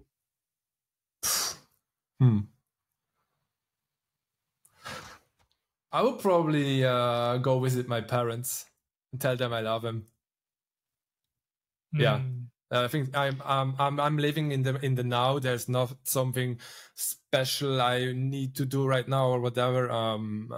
I've realized that I travel a lot, and wherever I am, it's like it's still it's you in that moment, and you experience so many different things.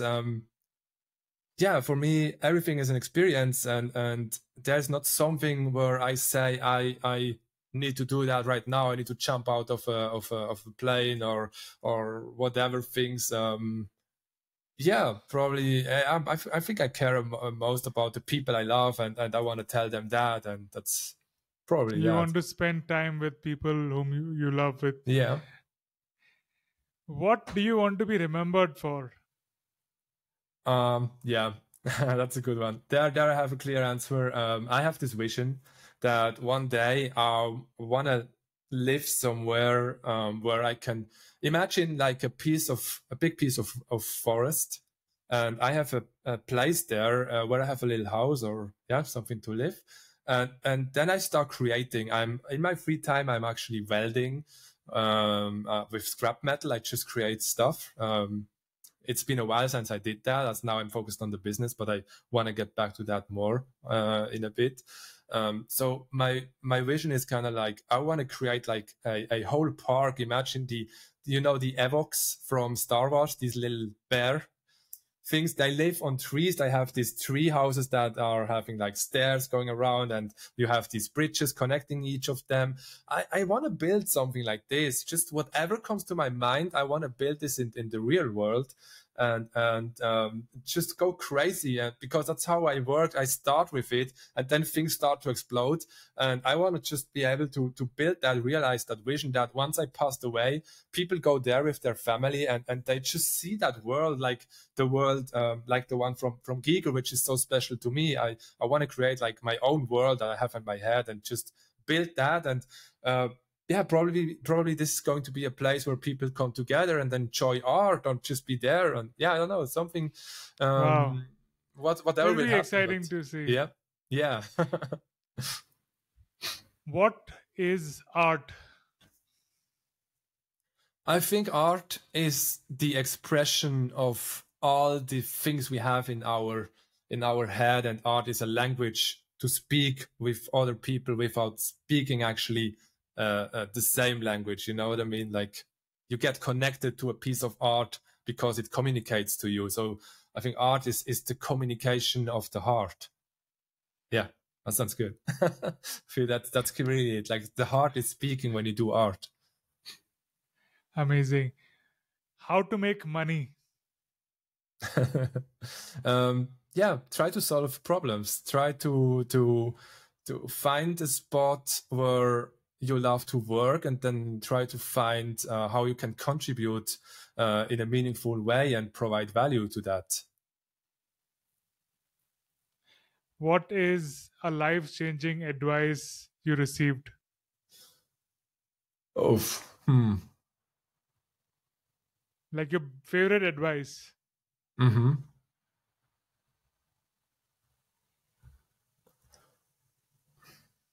I cannot imagine like one specific thing I've Whatever the first thing comes to your mind. Yeah, I think kind of something is like kind of like try to overcome your fears and just do it, and don't fear that what people think about it. Don't try to make things right for everyone. You will never do it right for everyone. There will always be people that will not be happy with whatever you do, but focus on the people that lift you up, that actually with them you can grow. Also the people that tell you what you need to hear, not what you want to hear, the people that are honest to you. I think it's kind of like do it and just go. Yeah. What is the most priceless gift you have received? I think that's love. What is one thing you cannot live without? Jana, my girlfriend. But it's also like, yeah, I think it's generally about the good people in your life that you need.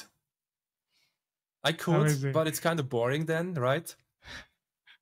No, I like it how prompt it was. Could, let me say, like, I could not live without having that how to say that, imagination in my mind. I love that, how I can just explode and drive into whatever worlds I see in my mind going on. I think my life would be pretty boring without that. Yeah. Yeah. What is your favorite movie? I got a few.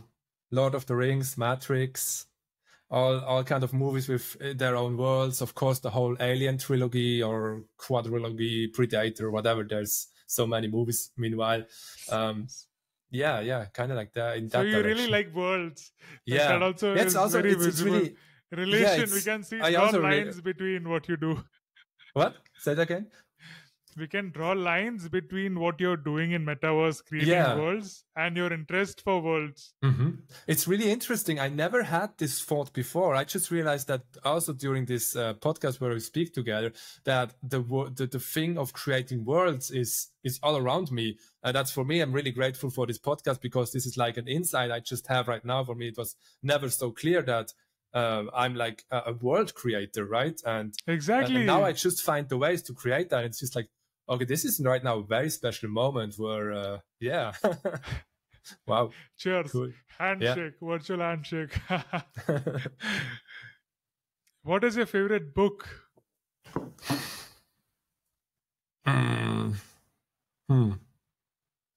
Do I have a favorite book? I have many books and I start to read them, but I usually stop somewhere. So okay. I'm okay. My favorite book is like, actually, I'm more into audiobooks, and well, I really love Warhammer. I love Warhammer audiobooks, like just the Warhammer 40k, Horus Heresy. Warhammer. That's again. Look at this. About? That's again another world. Yeah, you know Warhammer? No. Now Warhammer is like it's from Games Workshop. There's Warhammer and Warhammer 40k. 40k is far in the future, and it's yeah, you can imagine like humanity became a whole imperium, and then try to grow, and they always have wars and stuff, and it's the Space Marines, they blah blah blah. It's a complete own thing, on own world. But I got into that when I was like 6-7 years old, where this was actually my first contact with art, which is Warhammer, because I was having they had this magazine which my parent bought me. It was all in English, so I didn't understand that back then. But the pictures have been so nice, concept art, so well done, and I was fascinated by that since I was really a young boy. And today, actually, here's one of them. I'm actually painting these guys. I don't know if it's not really getting focused here. Yeah, so it's a bit unsharp. But yes, I've seen these characters on your table. When you got back from your trip, you had shared a photo of your desktop. True. I mean, table and small characters next to the keyboard. Yeah. Yeah. That's that. And again, this is a whole world for itself. So there's something with me and words. How did you create them? How did you create? You build them. You have them like in a box where you just have like 30 bits. And then you need to put them together. You need to glue them. It's very small stuff. And once you have assembled them, you paint them. And so it's like collecting, assembling, painting, and then you could even play. I have never played it so far. I'm still creating my army, and it probably takes me years to get this done. But yeah. So you're creating worlds and characters even in real life. Yeah. And you want to be remembered. Yeah, and you want to be remembered for a world you create in the forest, middle of the forest, like a jungle gym. That's very interesting. What do you like to do for fun? Well, I like to play video games, but also like I'm right now. I'm really struggling with. I'm putting more focus on finding a work-life balance, because there's it's more a work balance, and so we just have fun with our dogs. We watch a good movie, go to cinema. Kind of boring. It's nothing special. So No, that's good enough. And talking about your dog, I don't want to get in that direction, but why do people think it's a female? well, because he probably looks like one. Now he But grow how do you- older. He's growing older. Now he looks more like a male. He got a bit more robust, and now it's not. But when he was younger, he was really looking like a female.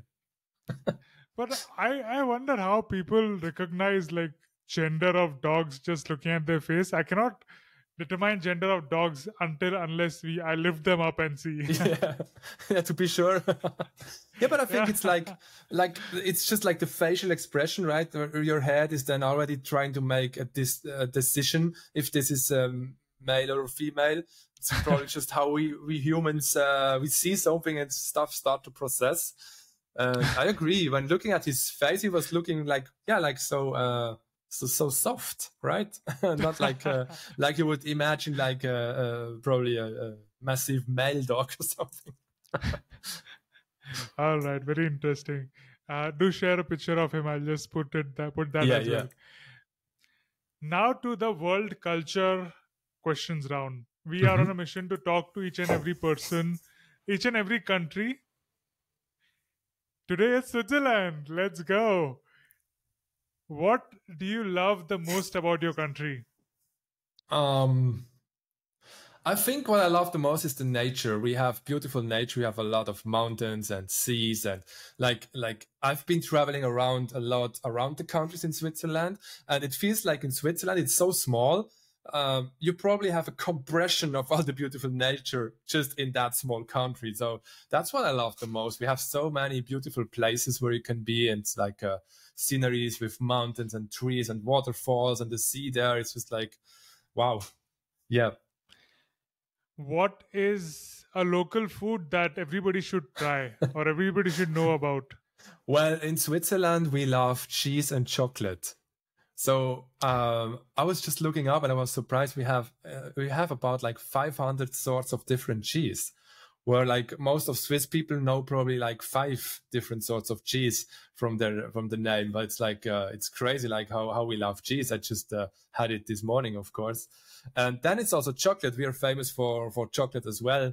And that's also one of the things that we guys here love to eat. Yeah, in all kinds of forms. So you just eat the cheese, or I've heard about fondues and all that also. Yeah, it's so we have like basic cheese that you just eat like that, right? But it's also we have fondue and raclette. So fondue is like you have a pot where you heat that up and you put the cheese in there, and then the cheese is always staying like soft. And so you get a stick with bread, you put that in, get the cheese around, and you eat that. And that's what we often celebrate with friends coming together. So everyone is putting their stick in there and with their bread. That's that. And raclette is like you have a piece of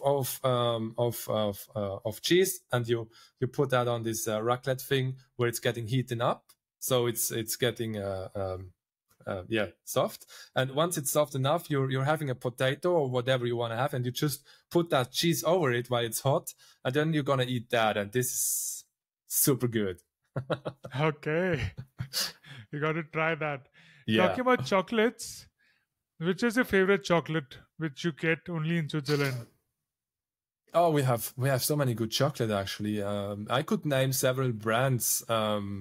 Just choose one of the SWIZ chocolate brands and you're going to be happy with that. Name one.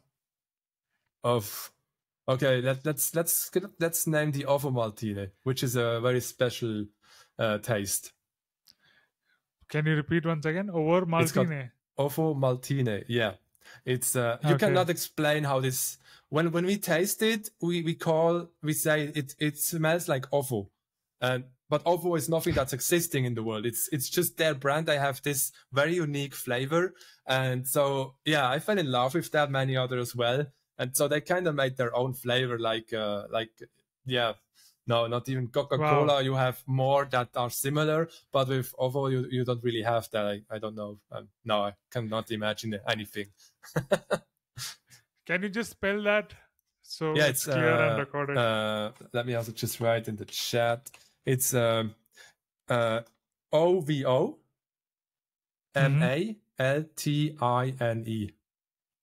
Okay, awesome.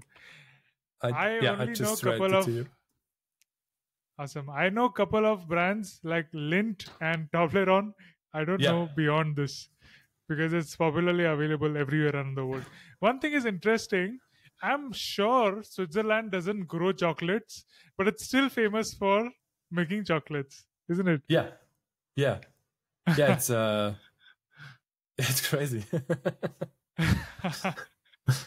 Yeah, we should wonder about how that happened now. Maybe just Wikipedia it and let us know in the comments. What is a local activity that everybody must try?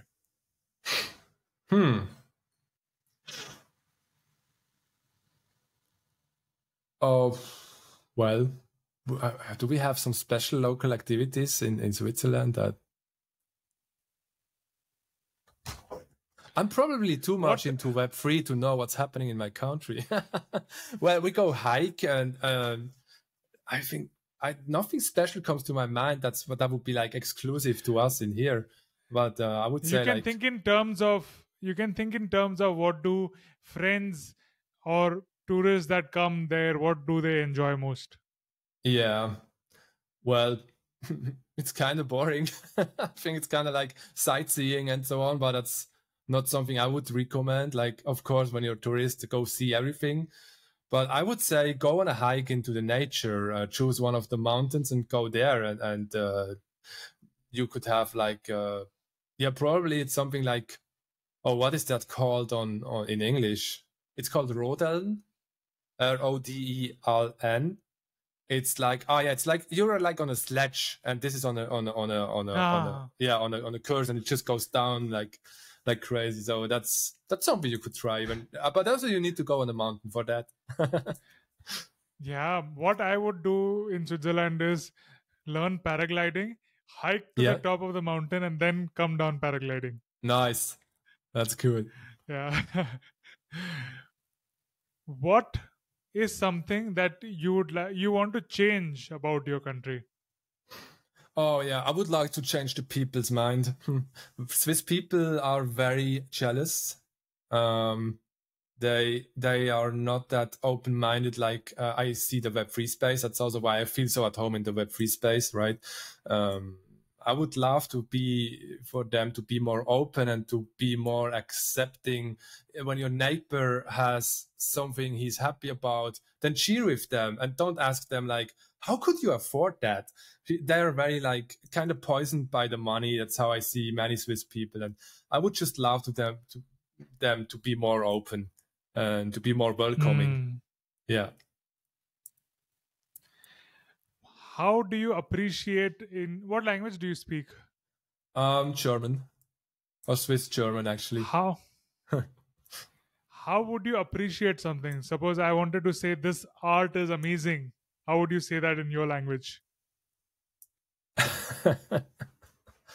Oh, you can say this in many ways. I would say now if I take the bad word, or should I take the less bad word? Now you got to take both. Okay, so if you're like more taking the good word, it's like probably you say like this is mega gut, means like it's super good. And if you're more into the slang, you would say like it's hure gut. That means like yeah. Yeah, probably better don't explain what it means, because it's like it's actually not making sense. No, you got to tell. No, you tell me what. So okay, yeah, the word hure means bitch, and we just combine bitch with good for whatever reason. This is just Swiss language. It makes no sense if you think about it, but we have many of these words. Makes so no sense. Yeah. Some people say even like some people try to make this less hard and say henne gut, and henne actually means chicken. So now it's chicken good. What does that mean? It's like It's yeah, Swiss Okay. language is really funny. We'll remember that. Yeah. And you got to know the slangs, right? To feel local. Yeah, So yeah. glad you like to uncover that. We have so many different Can you slangs and languages in this country. It's crazy. Can you sing a song in your local language? No. Okay, then read out something for us. In my local language? Yeah. If you don't have anything to read out, explain your favorite memory in your own language. Oh God, what's my favorite memory? Yeah, at least I talk something Swiss German, right? That's just about that. Ja, es macht mir sehr viel Spaß, jetzt gerade hier am Podcast zu sein und vor allem die Info mit der Welt und die Verbindung, die ich habe dazu, die ich jetzt festgestellt habe, ist sehr spannend für mich. There you go. You Wow. understand the word? I just understood podcast, nothing else. Yeah. So yeah, what was it? Yeah, I talked about this experience right now, what's happening here, and that I really enjoyed that what just happened with that realization about how worlds, all these kind of different worlds are connected with me. That world building thing that really gave me a very important self insight about you remember when that's kind of what I said when.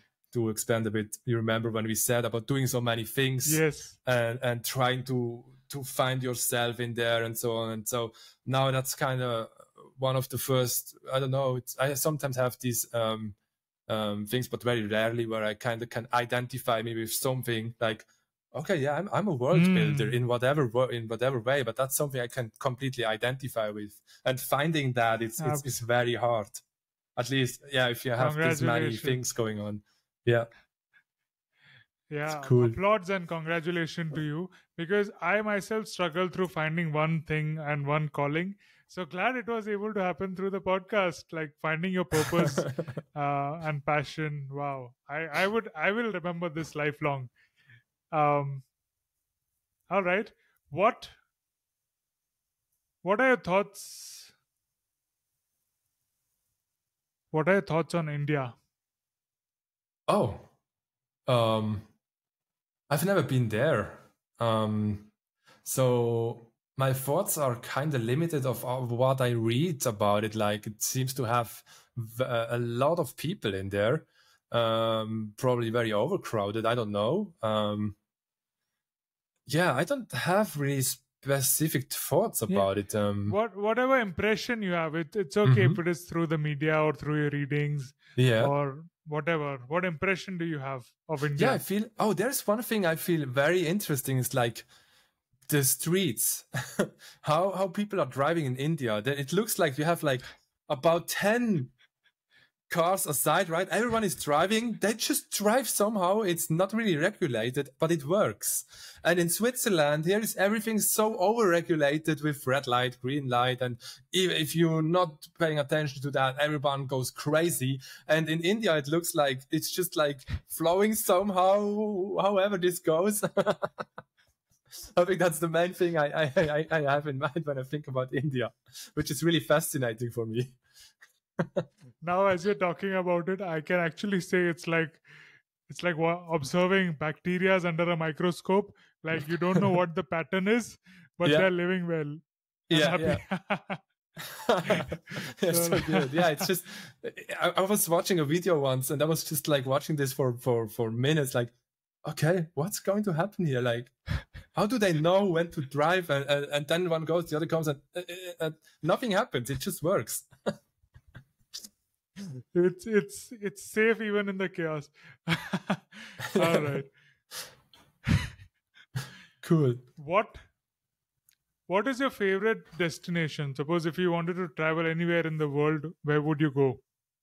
Oh, what I want to go to is Galapagos. There you have the huge, massive turtle and a lot of nature, and it's actually like protected, so not people cannot just float it. And Galapagos is close to Peru, Ecuador. So all these countries I want to visit. You also have like Machu Picchu over there, and which is again like it was like kind of their own world, right? These ancient cities and. Yeah, just I love to explore and kind of be like an Indiana Jones, discovering new worlds and just explore and discover and find roots of traces of old civilizations and so on. Wow, you should document that, and yeah, it'll be cool.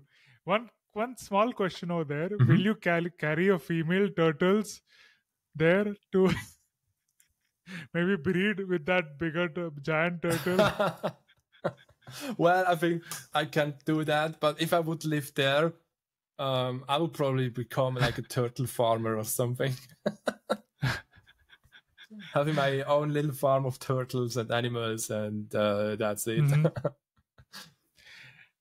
The next question is also something which varies from culture to culture, and every culture has it's very important for everybody. Can you tell us one wedding ritual that you find very interesting in your country? Wedding ritual. Wedding ritual. I think our wedding ritual is kind of basic. Do we have something special around that? Like you have the white dress for the lady and the black suit for the man, and you go. I cannot really share something about that. I think. Yeah, I mean, is it like other Christian weddings that we see from US? We usually see all these from the American media, right? Girls throwing the flower bouquet behind, and Yeah. the guy saying, "You may kiss the bride" and all that. Is that the same thing? Yeah, or yeah, is it's there that. something Yeah. Is there something very peculiar that only Swiss do? Oh, I have not been married so many times. No, so far I'm not married. I've not been at many weddings, at one, and it's just like, well, it's basically like you said, like you throw the flowers, somebody picks it up, that's gonna be the next, and then they just always do a ceremony that can be a party or that can be a trip to somewhere, but it's like then it's up to the creativity. But I don't know about anything very specific Swiss like for that. Yeah. So as you said, you haven't been married so many times. So this next question Like is zero. about that. What is the approach towards marriage in Switzerland? Like, do more people prefer not to get married, or has the age of marriage gone further? Is this like a phenomena everywhere? Like, is it a common thing? I think like, I'm not sure. I don't have any numbers for that, but I feel like people are the younger people. They care less about marriage, as it's more about, hey, we can be together. We don't need to marry. That's kind of how I feel it. For example, I mean, I can talk about me. When I was younger, I was always like, I'm never going to marry. I don't need that. It's like chains. And today I'm seriously thinking about that. So, I think it also is a matter of your age, the wisdom you get, and yeah, you start to think different. Yeah, but it's kind of, older people are more traditional, right? You need to marry, and younger people are more like, well, no, we don't. Yeah, I think it's interesting to see how common it is growing in this.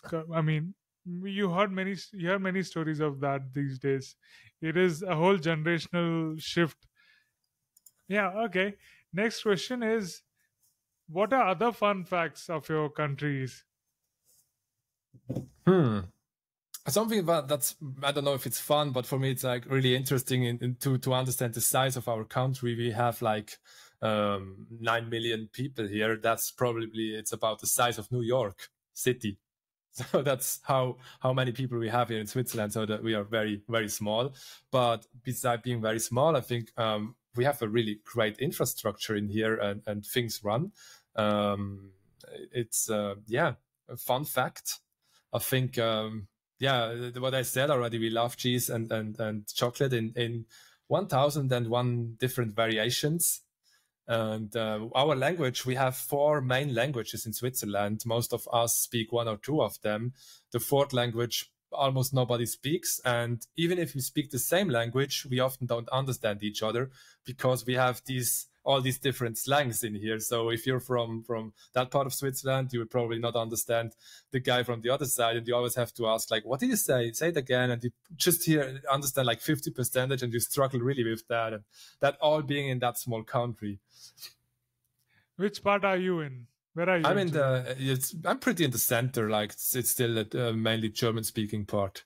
So in the west we have the French-speaking part. In the south we have Italian, and southeast around it's more like retro-Romansh. I don't know how you say that even in English, which is that very rare language that is our 4th language.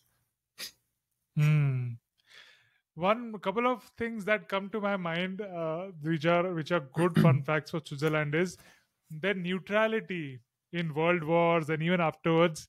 How they have established themselves as a neutral country, and how the Swiss banks, like because of neutrality, everybody has this respect for Swiss banks. What do you think about that? And also, I read that Switzerland is most safe when in case of nuclear war, because you have got many bunkers and all that.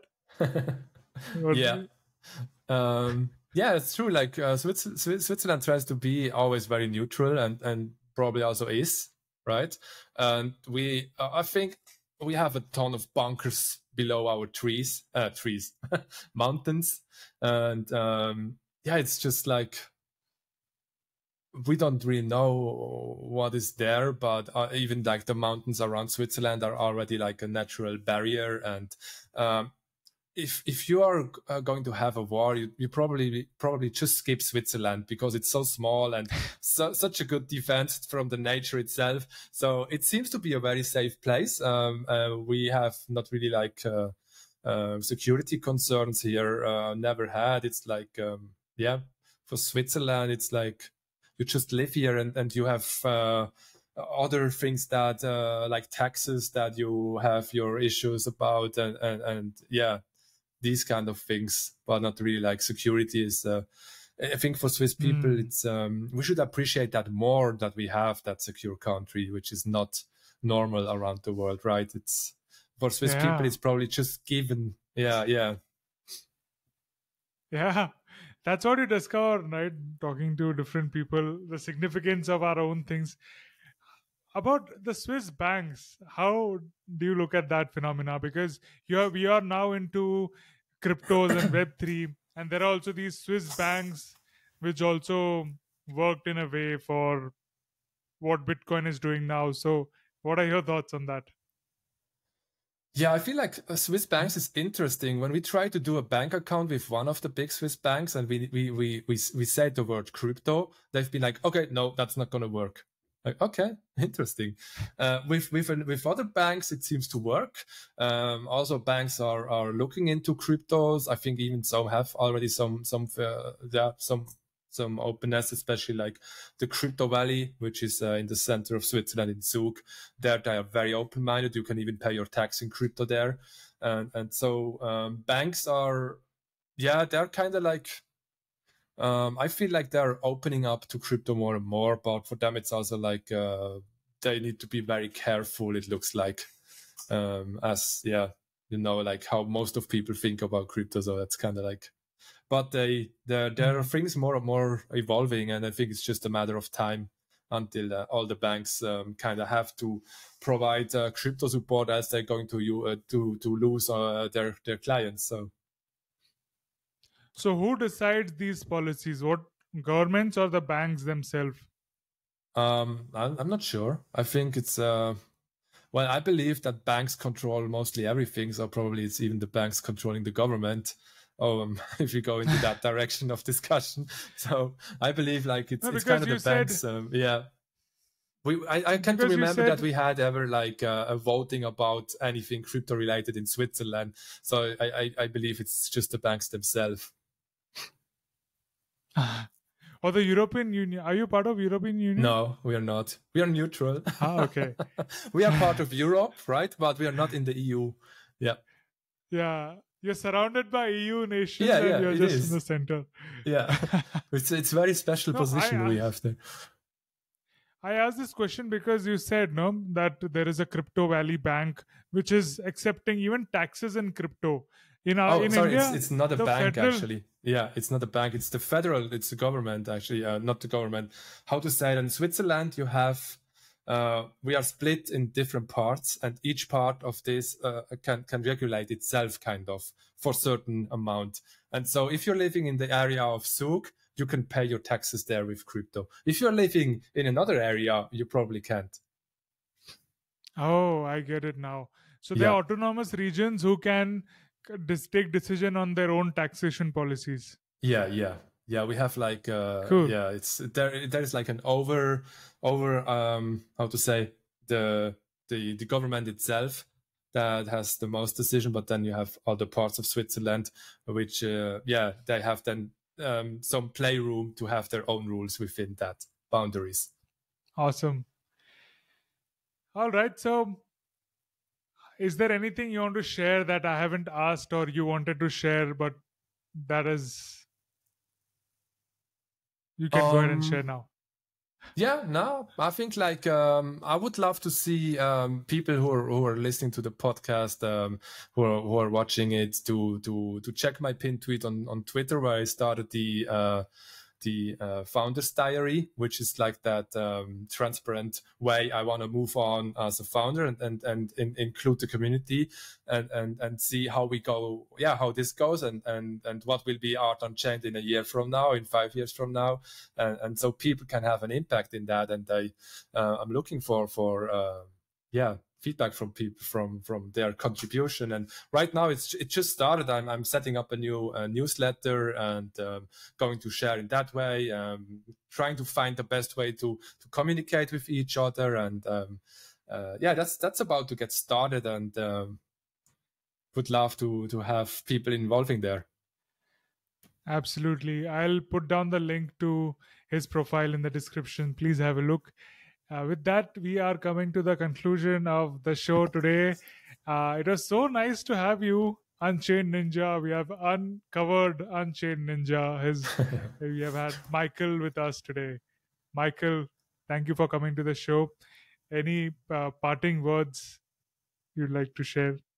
Yeah, I wanted to say thank you so much, Tanmay, for having me and giving the opportunity to talk about all the different things we talked. It's very interesting. And last words to share, probably time right now is very hard with the bear market, but please keep on going. Don't give up. I'm sure we're going to see another bull cycle and then again a bear and a bull, and it's just how it works. Do not don't trust in yourself and your skills and keep going. Just keep going and move on. And Awesome. Thank you. I wish there is an elephant cycle and not just bull and bears. Yeah, please. And the turtle cycle. So good. Okay. Thank you. See you guys. Thank you.